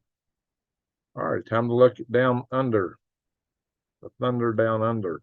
And they do have thunder down under. Look at that. Thunder down under. Got some thunderstorms down in Australia. Has that cooled it down? Yeah. It's a summertime down there. Look here. Northern Territory, 79 up there. 79 Elliott. WWIII is 80. Yeah, WWIII just stays in the 80s all the time, it seems like. Alice Springs, 91. Well, that's cooler than Alice Springs usually is. But you're getting rain, it looks like. I guess that's very welcome. All this rain in the desert in the middle of the outback, I'm sure that's a welcome sight. Can we find 100 degrees anywhere? Yes, right here. No rain, 104. 106. Oh, yeah. Perth is 79. That's pretty comfortable. Sydney, 73 and rain. Canberra, 68. Melbourne, 66. Hobart, 62. And Christchurch, New Zealand, 61. Dundee, 55. New Zealand runs a little cooler. It's summertime down there. New Plymouth, if you want a cool summer, go to New Zealand. New Plymouth, 68. Hamilton, 70. Yeah, that's all real comfy weather. All comfy weather for summertime. We're sort of an island nation out in the middle of the Pacific Ocean, bordering the Antarctic Ocean. Even though it's summertime, they got snow off Antarctica. Anybody tell Al Gore about this? Snowing in the summer? They tell us the ice pack's going away down there. I'm seeing snow. How is the ice pack going away and snowing in the summer in Antarctica? All right, folks. Some rain in southern Brazil between Uruguay and Paraguay and northern Argentina up into Bolivia. A little bit of rain in Ecuador. I didn't say snow, did I? I said rain. Summertime all down here. Chile got a little rain down in its southern reaches down here. This is some of the driest places on earth right here. Alrighty, folks, let's kind of play her through. Let's zoom in on the United States and see what's coming at most of us are here. Kind of play through the weather and see what it does. But play through the week because we're supposed to get really cold again here Thursday and Friday night, but we're supposed to have a rain event sometime Thursday. It could be freezing rain. There it is. I just hope I don't get ice. I hope I don't knock my power out. There it is. That's where it's hitting me right there Thursday. Don't look like a lot. Maybe it won't knock out my power. I hope not, because it's going to be down to 4 or 5 degrees for a couple of nights.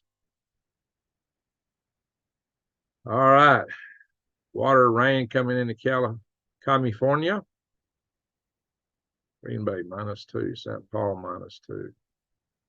Memphis is down to 17 there Saturday morning. 14.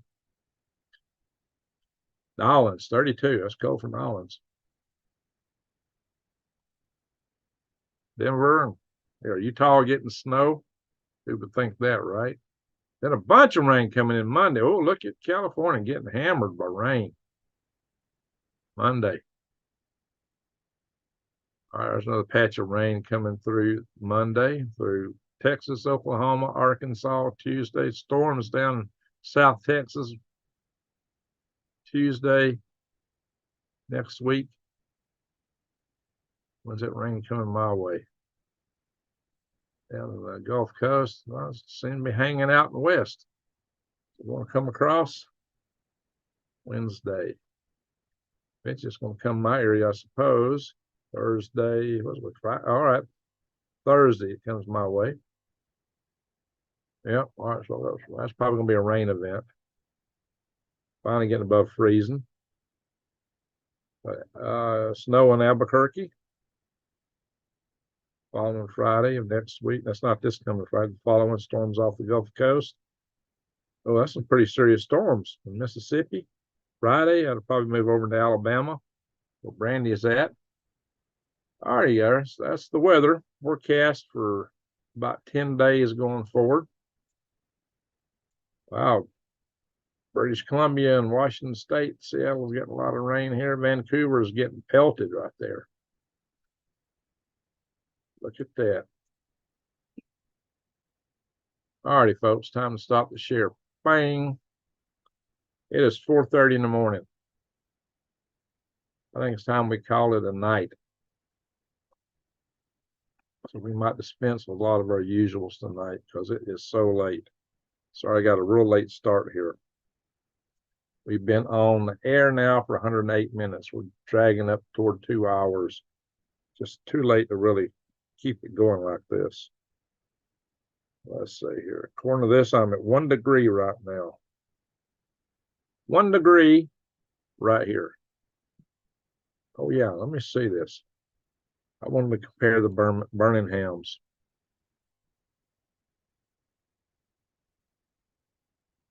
Bullet hams. Birmingham, Alabama, 14. Huntsville, 1. What's Birmingham, England?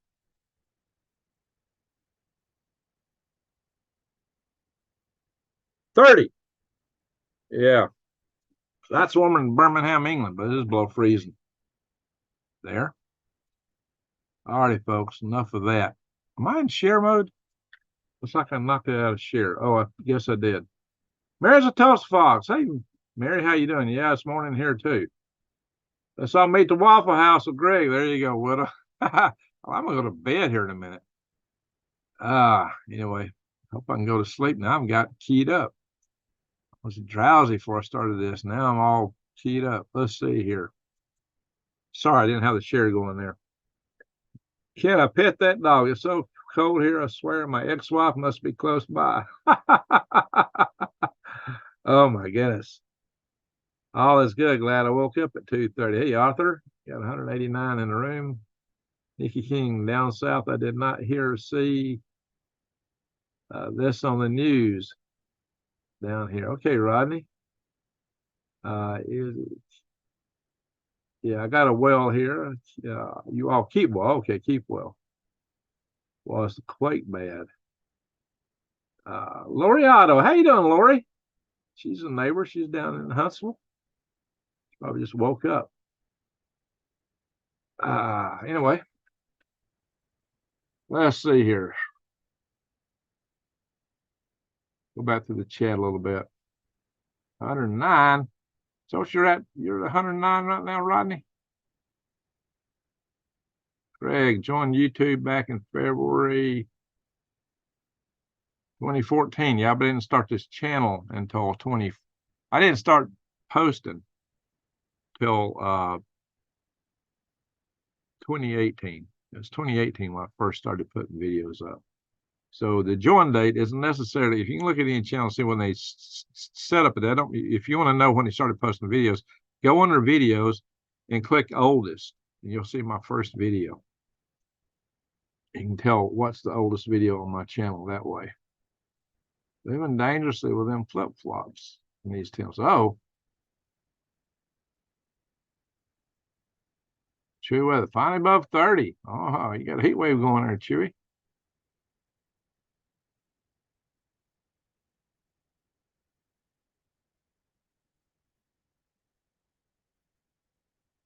All right. Tracy, broken wings, good to see you in the house.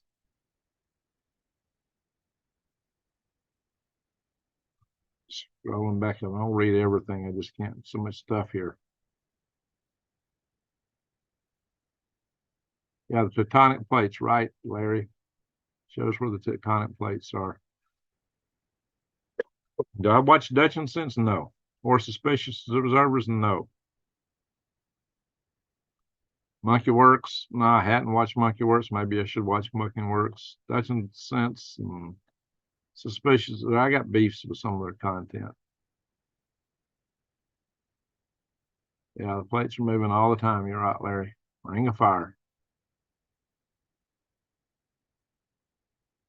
Author G, so it's going to Bunny Ranch? No, I don't think so.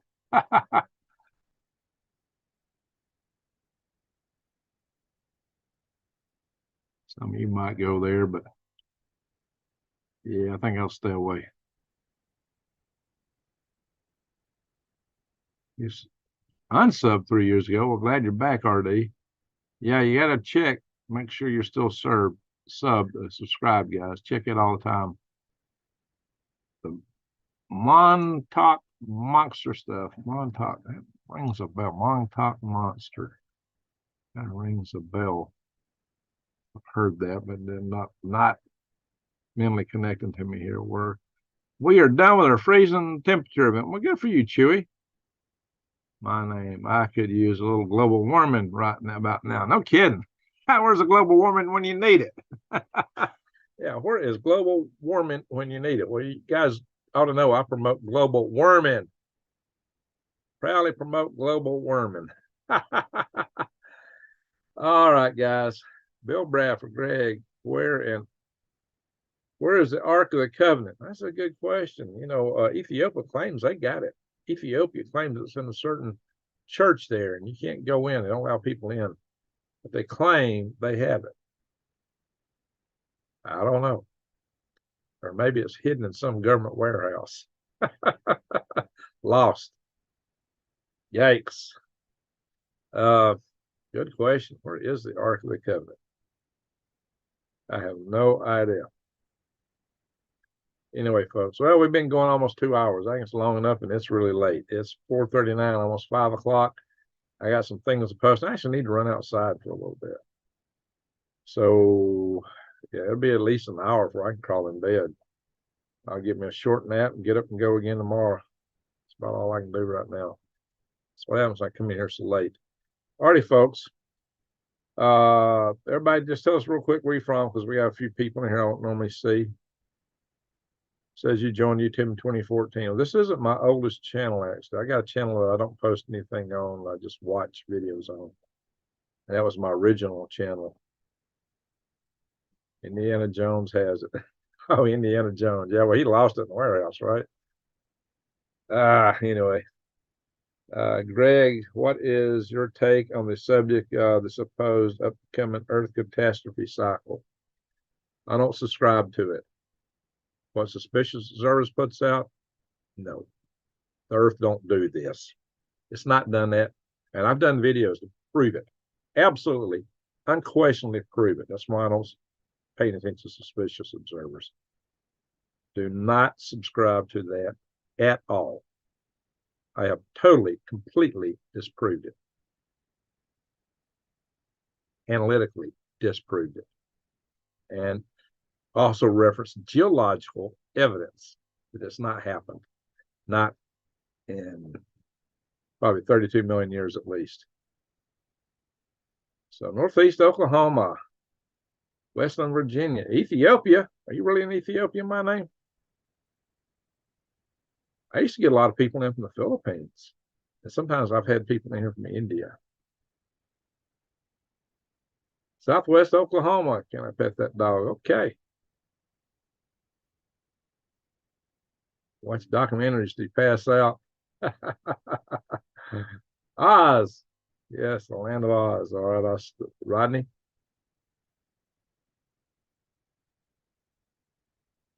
Lord, direct the red. I will search your videos to find your take. Oh, yeah. Kelly Prepper to see. Ethiopia may have had it at one time, but been ravaged by guerrillas. Well, that church is still intact. Nobody's hit that church for enough. Oh, they get $1,000 in super chats. No kidding. Yeah. He questioned Dennis Quaid, how does an actor know about energy? Well, the actor Dennis Quaid is getting his information from David Tice, who gets his information from the EMP Task Force on National and Homeland Security, which I am a member of, which is founded by the late, great Dr. Peter Vincent Pry. He's been on my channel many times. And I've got other members of that task force on this channel. So I'm also part of the Secure the Grid telecom group. Also, there's two different EMP defense organizations here in the United States, and I'm a member of both of them. And there's a lot of overlap between them. Now, I actually calculated how much energy it would take to evaporate 600 foot of ocean water worldwide. I actually did the calculation on that, guys, and a lot of other things. So, as I am an engineer, I can do that. No, I was answering where the Ark of the Covenant was. Okay, yeah, I remember that. Yeah. Buried at Oak Island. Oh my God, isn't that something? Oak Island. Oh, he was answering where it was. Okay. Pueblo, Colorado. I've been there, my name.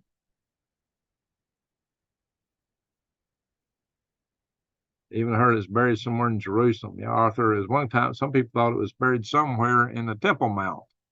A lot of tunnels on the Temple Mount, apparently. He is or was a paralegal. He read Haywood and ran with it. Yeah. Thinks he knows everything. That's right, Tracy. I do not agree at all with that whole notion that the Earth does it. Now, not saying the poles don't move over time, some, but mainly what you got, but is the magnetic pole does flip. Shopping Pueblo. Okay, Zinjamin. I've been to Pueblo. Drove through there on my way up to visit the mountains there in Colorado on one of my trips out there. Went up into the park up there. Got to be a wee bit dizzy once I got over 9,000 foot in elevation.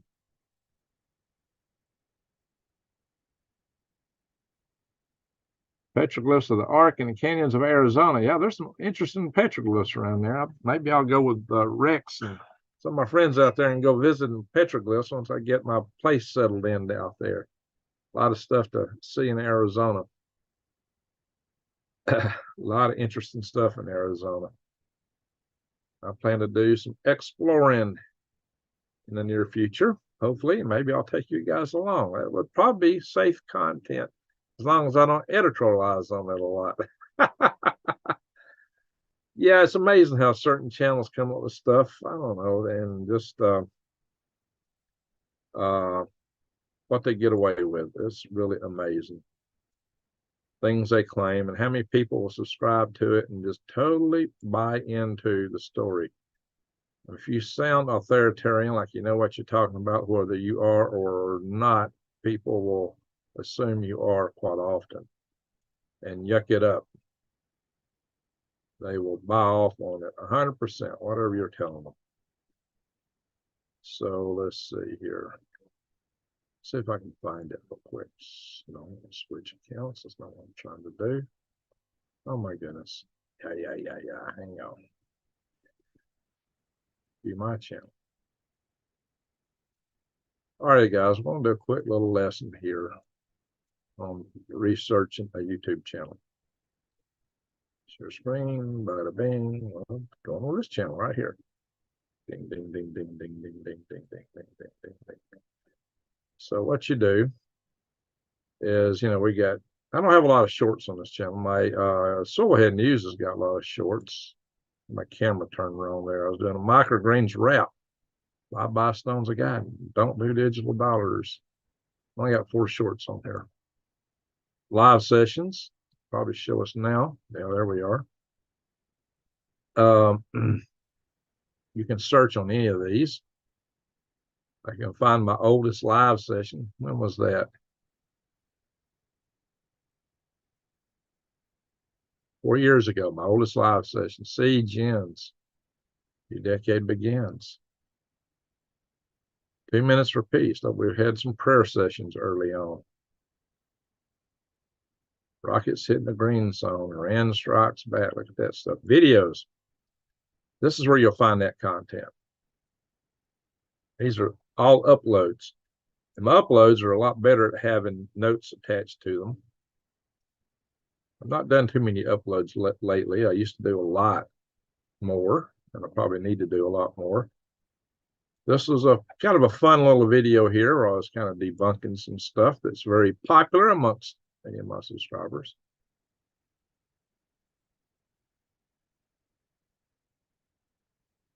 Now, what you do, if you want to find my oldest video, just click oldest. Bang. And my oldest video, I videoed it, taped this before I started the channel. And I put it on Facebook. It got 14,000 views on Facebook. And because I've been on Rex's channel, I decided to post this video and start my channel. It's a terrible video, actually. I didn't even know what to do with the camera. It only got 1.3 thousand views here on this channel 5 years ago. But then I did an update on my aquaponics system, which is the first video I actually recorded specifically for this channel. So my channel began where I did the live session today. That aquaponics system is running there, and I got lettuce in it. There it was intended to be my underground bunker. I was just cutting up there, call it Happy Halloween for Woodhinge. So you can see I was doing a lot of aquaponics videos originally. Talking about harvesting garlic, microgreens. There's my dad from 5 years back. There's my first worm video, which has got more views than anything else I've done. Over 500,000 views. I posted a worm video today. It might get 400 or 500 views. 5 years ago, I had 3,000 subscribers. I was real happy with that. That's another one with my dad. Now look here. 5 years ago, I was getting 6.8 thousand views. I don't get that anymore. Hardly ever. Then I did a bunch of microgreens videos.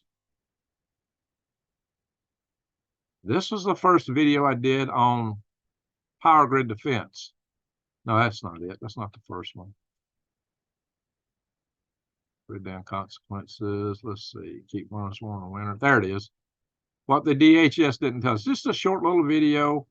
And I really wasn't talking too much power grid stuff, but this video got me enough views to get this channel monetized. And this is where all the preppers joined when I did this video. And my channel transitioned from a gardening channel to a prepping channel because suddenly I had more preppers than anything else. And I'm a prepper anyway, so I just kind of went with it.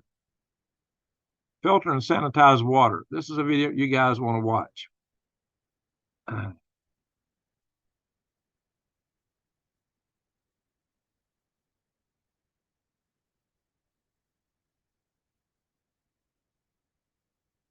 So, hey, we got super chat. Thank you, Lord. I don't know how to pronounce 2 Ds. Drag the Red. Just for sharing your knowledge and expertise with complete strangers and distant friends. Cup of coffee and maybe a donut. Well, thank you. Salute to you. I appreciate that. So, guys, why you need a survival tribe or community to survive. Now, see, that's where I introduced this topic 4 years ago. Yeah, I talk about planting turmeric. I do a lot of garden prep. You know, my gardening videos today don't get so many views for some strange reason. And I started the wild edibles. When they come for your food, intro to raised bed gardening. There's a video you really want to watch. If you want to understand how fragile our society is, civilization more fragile than they imagine. I'm talking about a treatise is written back in about 1952 on why no one person knows how to build a number 2 pencil. Our society is far more complex. How it takes cast of tens of thousands, actually. And today it's far more complex than that. So I got a lot of wild edible videos here. So I thought this video would have went viral. I was really surprised it didn't. Nuke in every pot. Like a chicken in every pot. Fighting Johnson grass. I actually did an experiment on eating Johnson grass, and I discovered later it got a little bit of toxicity to it. It's terrible. You don't want to eat those big Johnson grass roots. They have nice, huge roots, but don't eat them. Don't try it. I did a lot of videos on painkillers. Human hive to arrive. Yeah, you might want to watch that video. That's a good one. Still. DIY trauma for worm harvesting. They're brewing worm tea at over 250 gallons. Our nation's disintegration. You need to inform and join tribes. Now there's there I am eating a maypop. Maypops actually taste like kiwi. They're really good when they're up. Eat Mo Curly Doc. So I got Curly and I got the Doc. Eat Mo, not Mo. Curly Doc. I had some fun. There is a Curly wearing a stethoscope. Red Dragon Advances. This is where I started talking about China, guys, 4 years ago. Travel bug out bag. This is my first video. No, that's the first video I posted from Snowflake 4 years ago. This video, and this video were all posted from Snowflake. Here's one I did with Rex Bear in LA, Los Angeles. This was also a Snowflake video. I just posted it later. I'll show you how to make quit worm bins there. All right. So if you want to search a topic, click this button here, the little hourglass. And let's see, what do they call that? What was the name of the guy that published that book? Oh, come on. What was the name of the guy that published that book that everybody was surviving a, what was that event? Oh, shoot. I'm just going to start surviving. I'm going to top the whole thing up, maybe to come up. Can't remember what was that guy's name? Oh, Chan Thomas. How come I don't want to search on that? I didn't spell it out. Let me put Chan Thomas in here and see what happens. ChanThom.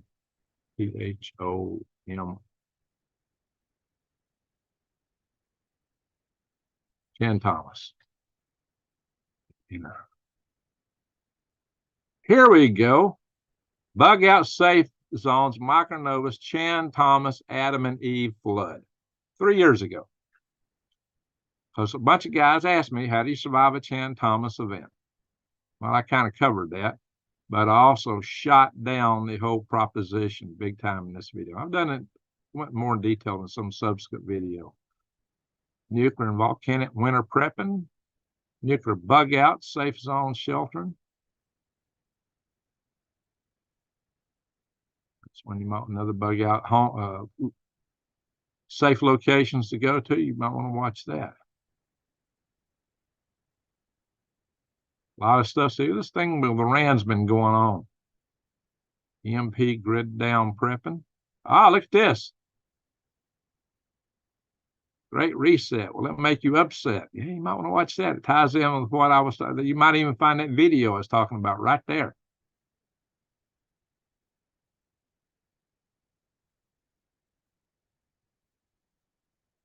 There it is, guys.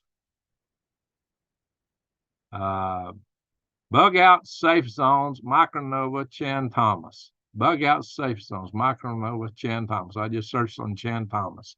You search on Adam and Eve, maybe flood, find that video.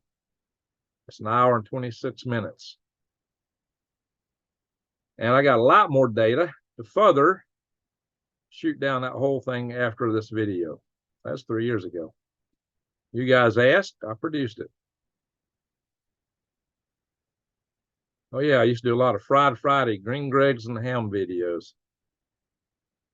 Fried Friday, green Greg's and ham. Let's see. And let's see, what was I did on a live? That was usually a live session. How come that's showing up here in under video search? Thought that would be a lot. Surprised the live sessions popped up in here. Looks like a live session. Dark winter apocalypse. Lockdown starting. Yeah, well, this was when the cough started. Let's see here.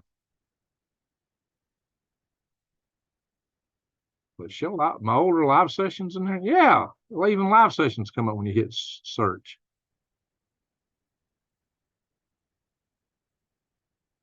Look at that. That was used to be some of my earlier live sessions I used to do. That woke out.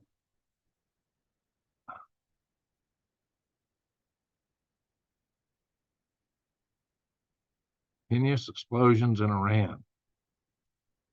I see that's something. That's one of the news items I broke before any other YouTuber talked about it.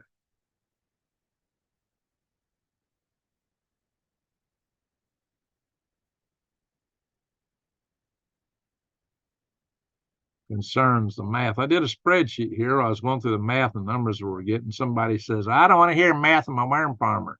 Excuse me, that was my collegiate sport. I actually was on the math team for the University of Alabama in Huntsville. I'm an engineer. I'm a rocket scientist. Some people didn't know that.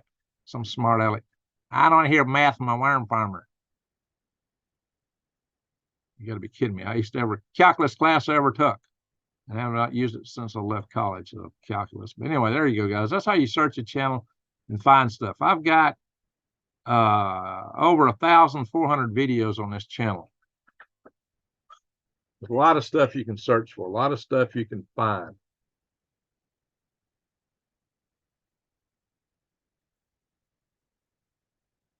So, yeah, if you're not giving me a thumbs up, give me a thumbs up, guys.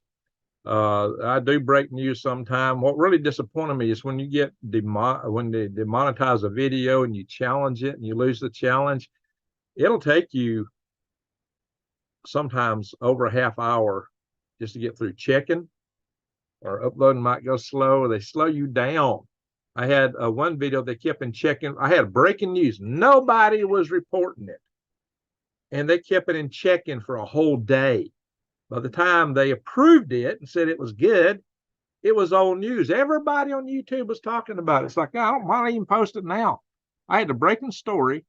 It wasn't in any major news media. It was not on YouTube.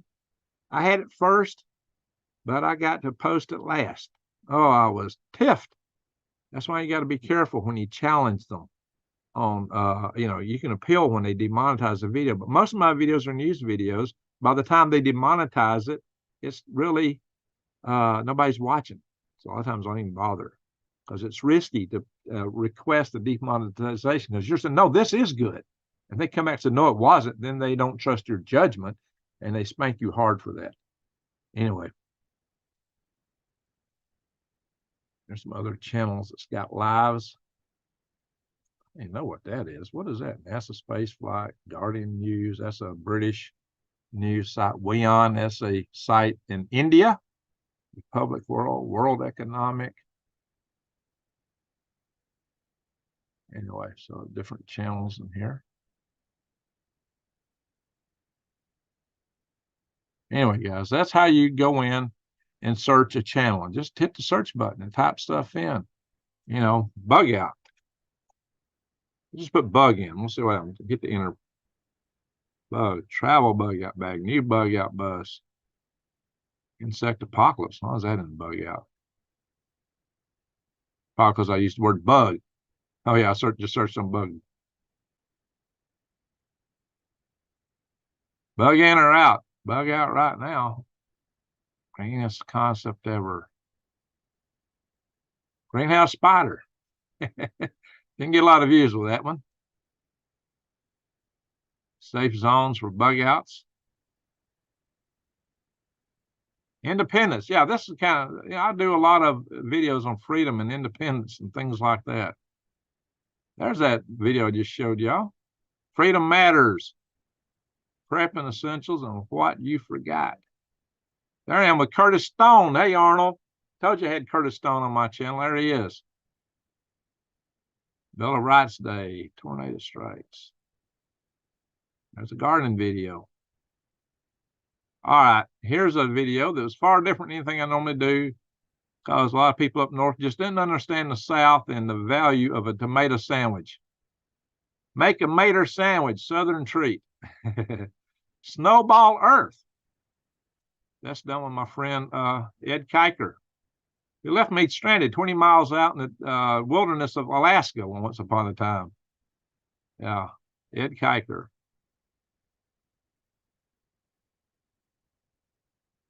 Mystery meth. Plant rattlesnake beans. Lamb quarters, wild spinach. All right, see, I tell you guys, I've done videos on going to the big box stores and buying beans and rice. Some people say, why don't you cover that? I do. This video was 3 years ago. How many times can you make a video on that? Planting onions and lettuce together. Garden tools, essential garden tools, written down. That's an important video. Wild persimmons. I love persimmons, guys. There it is with Curtis again. Eat your trees, please. Yeah. Talking about how you can eat trees. Poke salad, poison food. Look at all this gardening stuff that's popping up. I haven't done gardening videos in a while. Oh, looky here. That was today. There should be an earlier video on that too. Probably about a year ago. All righty, folks. It's 5 a.m. here. That's going to be sunrise where I get in bed.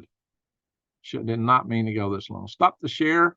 It's time for my coffee club people are already waking up and starting to watch. Probably because this is what time I'd usually post them in the morning for the coffee club people. A lot of times I'd go to bed and have a video program to start at 5 a.m. Back when I do that. I'm going to do more of that in the future. I used to go for an hour of sleep, but get only 30 minutes of deep sleep. Oh, that's probably what I'm going to do tonight. Probably, if I'm lucky, I might manage to get 4 hours sleep tonight. Probably be about 3.5, most likely, tonight. I'm up too late. When I was doing my rocket program, building my own hybrid rockets and launching altitude balloons, I was known to sleep 2 hours a night. I'm paying for that now. Yeah, watch the persimmon one. Yeah, I got a lot of wild edible videos. I got a lot of content on here about growing gardens and microgreens and stuff like that. And I got content I never posted because a lot of my prepper friends did not like the gardening videos, and they really didn't like the grow along microgreen series. So the one on microgreens I posted, that grow along series, was on growing pea shoots. I did a day by day. And I did a whole video series on sun shoots. I never posted it because I got so many people complaining and fussing about the microgreens video on the I had a lot of people complaining bitterly, fussing. They hated it. on the grow along I did for pea shoots. So I did not post the sun shoot video. I did an entire series, didn't post any of them, not a one. Well, I did there was a joint one, one video where it was kind of combo pea shoot, my sun shoot. So I'm careful now posting gardening videos because this just they don't my prepper community don't like them. Even though I've come in here, I spanked them. I said, you know why the preppers are going to die? Because you're not growing food. So sometimes I come back and spank them a little bit for that. Yeah, grow a garden, folks. You need, what's the answer for the house of Klaas? You will own nothing and you will be happy. See, they want everybody subservient. They want everybody in the system. They want everybody being totally dependent upon big government systems. Totally dependent, totally controlled. One of the best answers to that is to be self-sufficient, become a homesteader. If you want to survive, be a homesteader.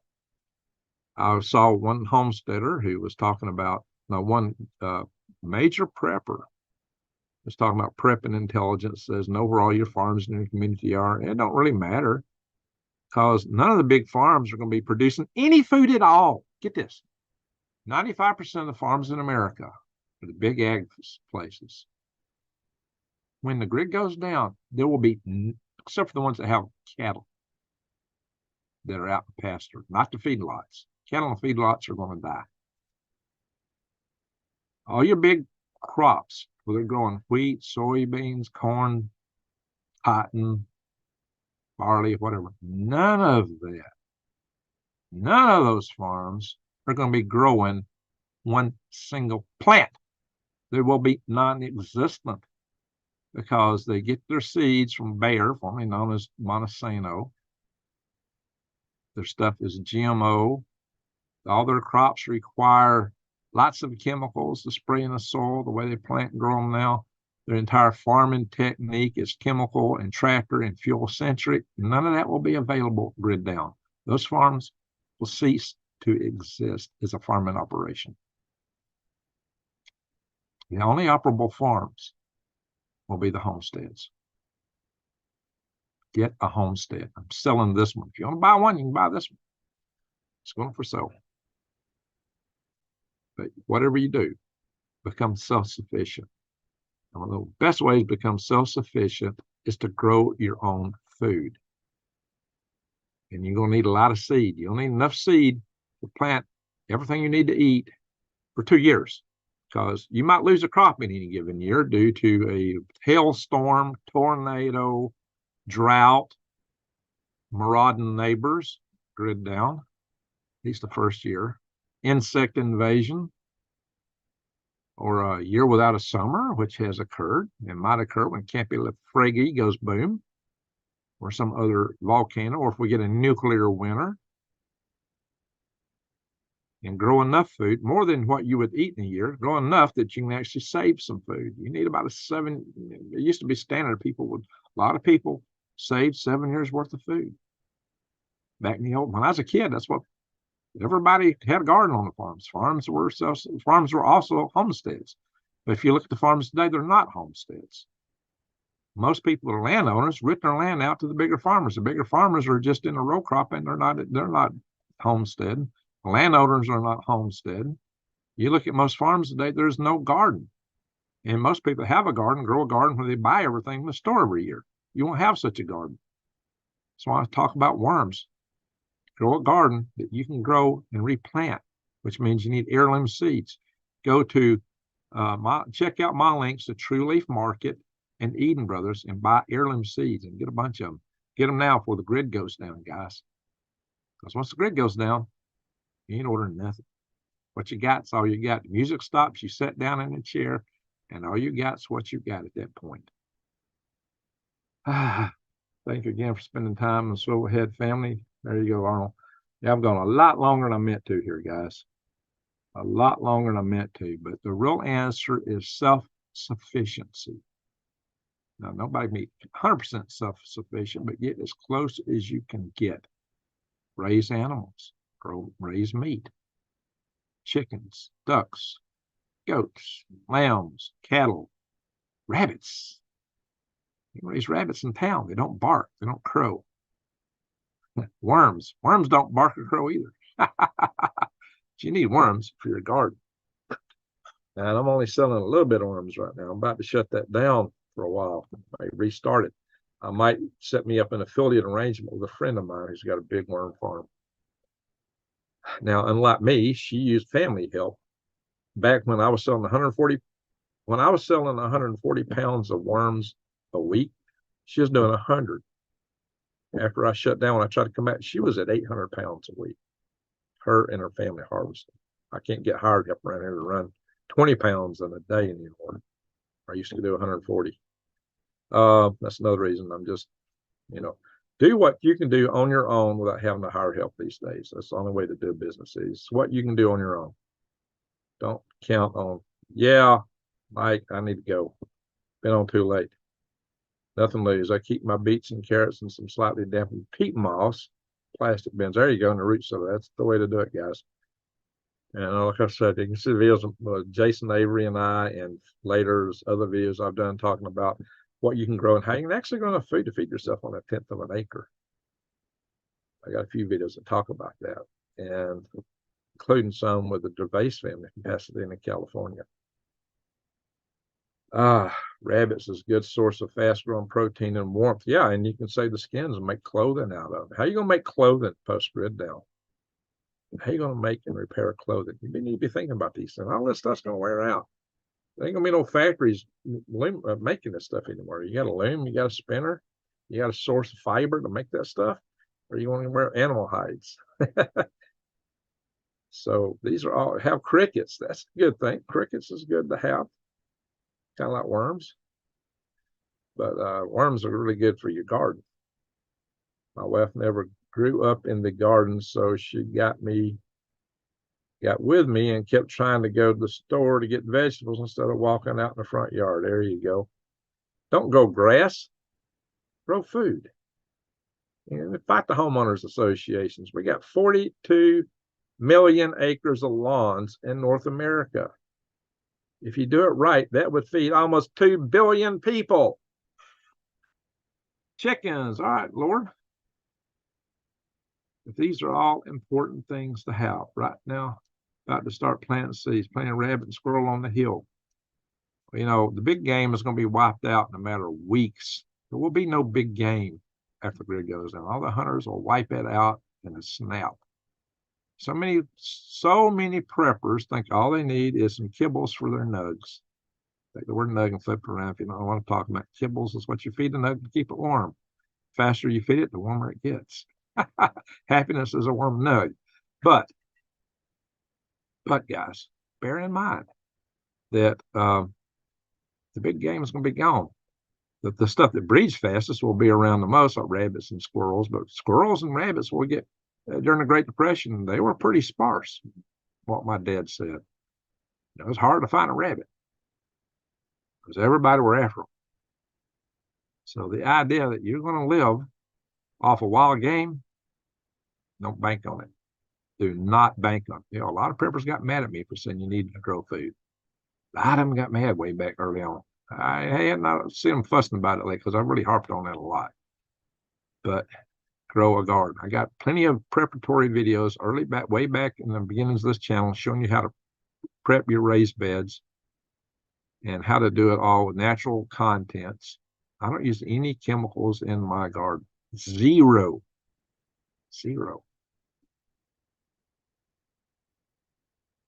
So is black clay.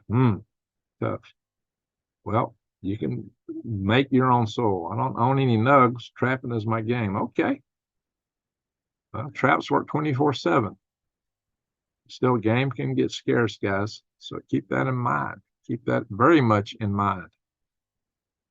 Anyway, I've gone too long. I'm on or too late. Dang, it's after 5 o'clock. I've never been this late in here. Northern Girl Hobbies, good to see you. Northern Girl Hobbies is a mod on Magic Prepper, and she does a good job modding there. So wait a minute, whoa, it's getting away from me. She's a mod. I'm going to make her a mod. Where is it? Add as moderator. Bang. Yeah. Bing, bing, bing, bing. Boom. Northern Girl Hobbies. You have been smurfed. You got a wrench now. You're now a mod. She when I go into Magic Prepper's live stream, she's real good. She puts links to my channel on there. So Soylent Green is next after the wildlife is eliminated. Yeah, I call that long pork. And what I tell you guys, don't be the long pork. Monica, I have a seed swap happening. Very good, Northern Girl Hobbies. Very good. Yeah, Northern Girl Hobbies, you deserve it. And you're a good good mod for that channel. So yeah. So I'm happy to have you in here as a mod. You've been here for some time, Smurfed. Yes, you've been Smurfed. I've been meaning to make you a mod. All the sun, how you doing? So I've been meaning to make you a mod. Anyway, well, I got to kind of know you before I make you a mod. I've been told I got too many mods already, but she's really done a good job as a mod over in Magic Prepper's show. He's got a pretty good show. I don't know why he wants to live next to Minot Air Force Base. One of the biggest targets in the world, but I guess that's his game. But Lord, nothing leaves. You can make your own fruit compost. Yeah. Last of years, Monica Cole, Greg, where did you say to go for the worms? I will sell some in small quantities for the next few weeks, and then I will create an affiliate link process, and I'll give you the reference then. Four Corners report. Good to see you. Just walked in. We're about to go. Monica Cole, we've been on for almost 3 hours now. I guess well, over 2 hours. Too long. It's too late. I need to get a nap, so I'm fresh to go again tomorrow. I got a lot of stuff to do tomorrow. So, friends, I want to thank you all for being here. Thank you, Super Chatters. You've been awesome tonight. Welcome to the club and family. Everybody's in. If you subscribe to my channel, you're in the family. If you're a mod, you're one of the patriarchs of the family, or whatever. You're one of our leaders. Peanuts, Nana. Maybe your body is on Arizona time. Yeah, that's where I've been for months. I've only been here for a couple of weeks. Now, Gregory shows Aussies how to make peckerman. Ronnie, maybe I'll do a joint video with New Days because she makes a lot of it. So maybe that would be the way to do that. She makes that stuff. Makes a lot. I have not actually made any personally, but I do want to see that. So that would make for a good video. But I have to come in here with New Days. Gypsy Lizzie, get your rest. Yeah, I got to go, guys. So Angela's been asking about becoming a mod as well. Which Angela is that? I've been chastised for having too many mods. We got a lot of mods in here. But now, if you're a mod, I really want you guys posting links here. I need you guys posting links to my affiliate marketing, maybe some of my videos, things like that. If we see another channel, somebody from another channel coming here has got a good prepping channel, you can always post a link to them. There's a lot of good prepping channels. And I do watch Magic Prepper is one of the channels I watch. And then some of them are homesteading channels I watch. There's some channels on Nugs. There's and I do like let's see, Black Scout Survival. There's Ed over at Prepper Nurse 1. Give him a shout out because he always gives me shout outs. He usually goes through a litany of all these channels and gives a ton of them these channels shout outs, and I'll have to make a list of some of those. We used to have North Shore Prepper in here. He passed away, unfortunately, though. There we go. Oh, so you got a channel yourself. Okay, Northern Girl Hobbies. We'll have to check that out. So everybody check out that channel. Very good. Very good. Good to know. Now, Magic Prepper. Tell Magic Prepper I gave him a shout out. Yeah, pass it on to Will and Grow Hobbies. Tell him I gave him a shout out here. Monaco, I'm tech savvy. All right, Monaco. Well, usually the rule of thumb is if anybody has to be a mod, you don't make them a mod. That's kind of a rule of thumb amongst lots of channels. So usually mods are, sometimes we make mods on references from other people, but I've gotten in trouble doing that in the past. I've had some mods that became problematic. So I got to be real careful who I make a mod now. Oh, you met me through North Shore. Oh, yeah, I like North Shore. He was a good guy, good soul. I hate that he passed away. He would be up late and he'd fall asleep sometimes in his videos. Bless his heart. I dozed off for a minute or two in even some of the videos I've done. You know, sometimes it's tough. It's tough. But poor North Shore, he had some health problems. So he was a really good guy. Prepper Nurse One, that's right. Prepper Nurse North Shore. That's where I ran in North Shore, was over in Prepper Nurse One channel. Ed was up in upstate New York. He's now got him a homestead in West Virginia. I was hoping to be able to keep this one and do one in Arizona, but I just, it's more than I can handle. I got to, what part of becoming self-sufficient is getting rid of debt, and part of selling this place is going to be to try to retire most of my debt. That's what I'm trying to do, guys. I can live in Arizona very cheap. I can't live here cheap. My name, what is coming, will make the depression look like a 10-year funded, all expenses paid tropical cruise. That's what I'm afraid of, really. We may be coming into some very, very, very extremely tough times, guys. This is why you need to get prepared. And this is why you should be self-sufficient and you need a homestead. If you live in the city, get out. I had some guy on one of the videos says, Greg, what's your best advice for prepping in Las Vegas? And I said, get out. That was the best advice I had for prepping in any city. Get out. Twisted ponies. Thanks for the update. Time to feed the cows. Yeah, it's time to feed the cows. Absolutely. Salute you. Once again, thank you, all you super chatters. It's probably the only, chances are most of my live streams are getting demonetized now, so it's probably the only thing I'm earning is super chats. Yeah, and if I was on here telling you that the world's going to turn upside down, it's about to happen, it happens every 12,000 years, or come out with crazy stuff like that, I might be getting $1,000 super chats too. Wow, believe that. Oh my God. But I try to be real here. I try to be very real. It's not my point here to attack other channels. I mean, you guys asked me about that. Do I watch it? I'm just telling you why I don't. To me, that's fear mongering. We just come up with stuff. What I bring you is legitimate, but I'm not in here to fear monger. I'm in here to get you guys prepping. And as much of you guys I can move into homesteading, that's even better. That's the best prepping you can do, is to have a homestead.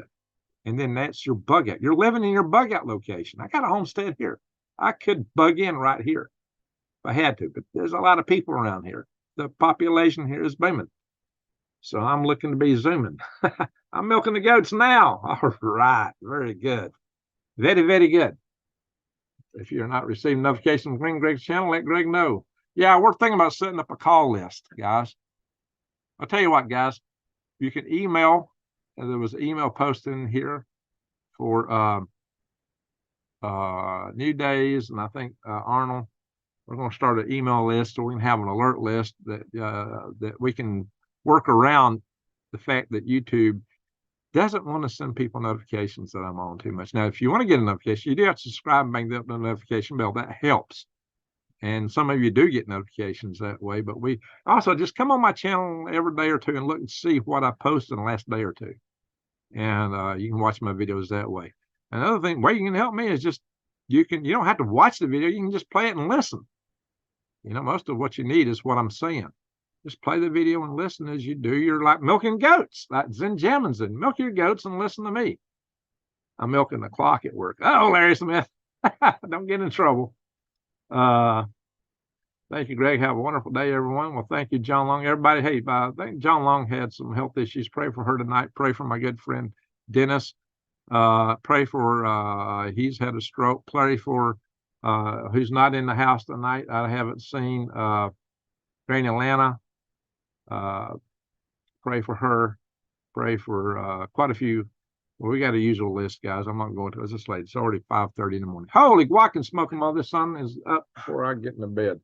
So I'm going to just take a little nap, guys. I got to go. I got to go, folks. Thank you all for watching. Thank you, super chatters. Thank you, mods. Welcome to the mod club, Northern Girl Hobbies. Email list is a great idea. Larger challenge. Use that method. Okay, that's what we're going to have to do. We got to come up with some way to get the notifications out to you guys, some mechanism, so that we can get the views up, because my channel needs more views. One way, I just showed you, I got a lot of content on wild edibles, on gardening, on worm farming, on prepping, or some bug out videos. Share them. Share my videos where I'm talking philosophical things like freedom, freedom matters, independence, where I'm talking about the perils of socialism. And I'm about to do a whole series of authoritative system governments type power corrupts videos with Jason Avers. We'll probably do at least one, maybe 4 or 5, maybe a regular series on that. That's going to be coming up, guys. So, hey there, Granny. Yes. Yeah, Granny, she just joins me. I'm going to bed, Granny. I'm not too late. Yeah, we haven't seen Colorado Jan for a while. I'm worried about her. I hadn't seen her in a while. Been a few months since we've seen her in here, so I'm worried about that. Alrighty, folks. So I really just woke up. Hugs. Dina, how you doing, Dina? Yeah, my 5 o'clock coffee club guys are waking up. So y'all have to catch us on the rewind, folks.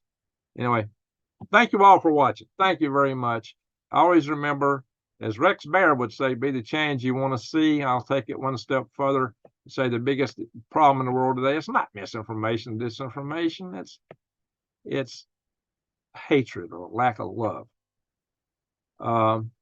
Guys, as light dispels dark, see the light from my stage lights here? Love dispels hate. As light dispels dark, love dispels hate. Go out and shine your love light in the world. Make a difference. Do everything you can. I love soil heads. There you go. And thank you all for being here. Thank you for watching. To one and all, a good night, maybe.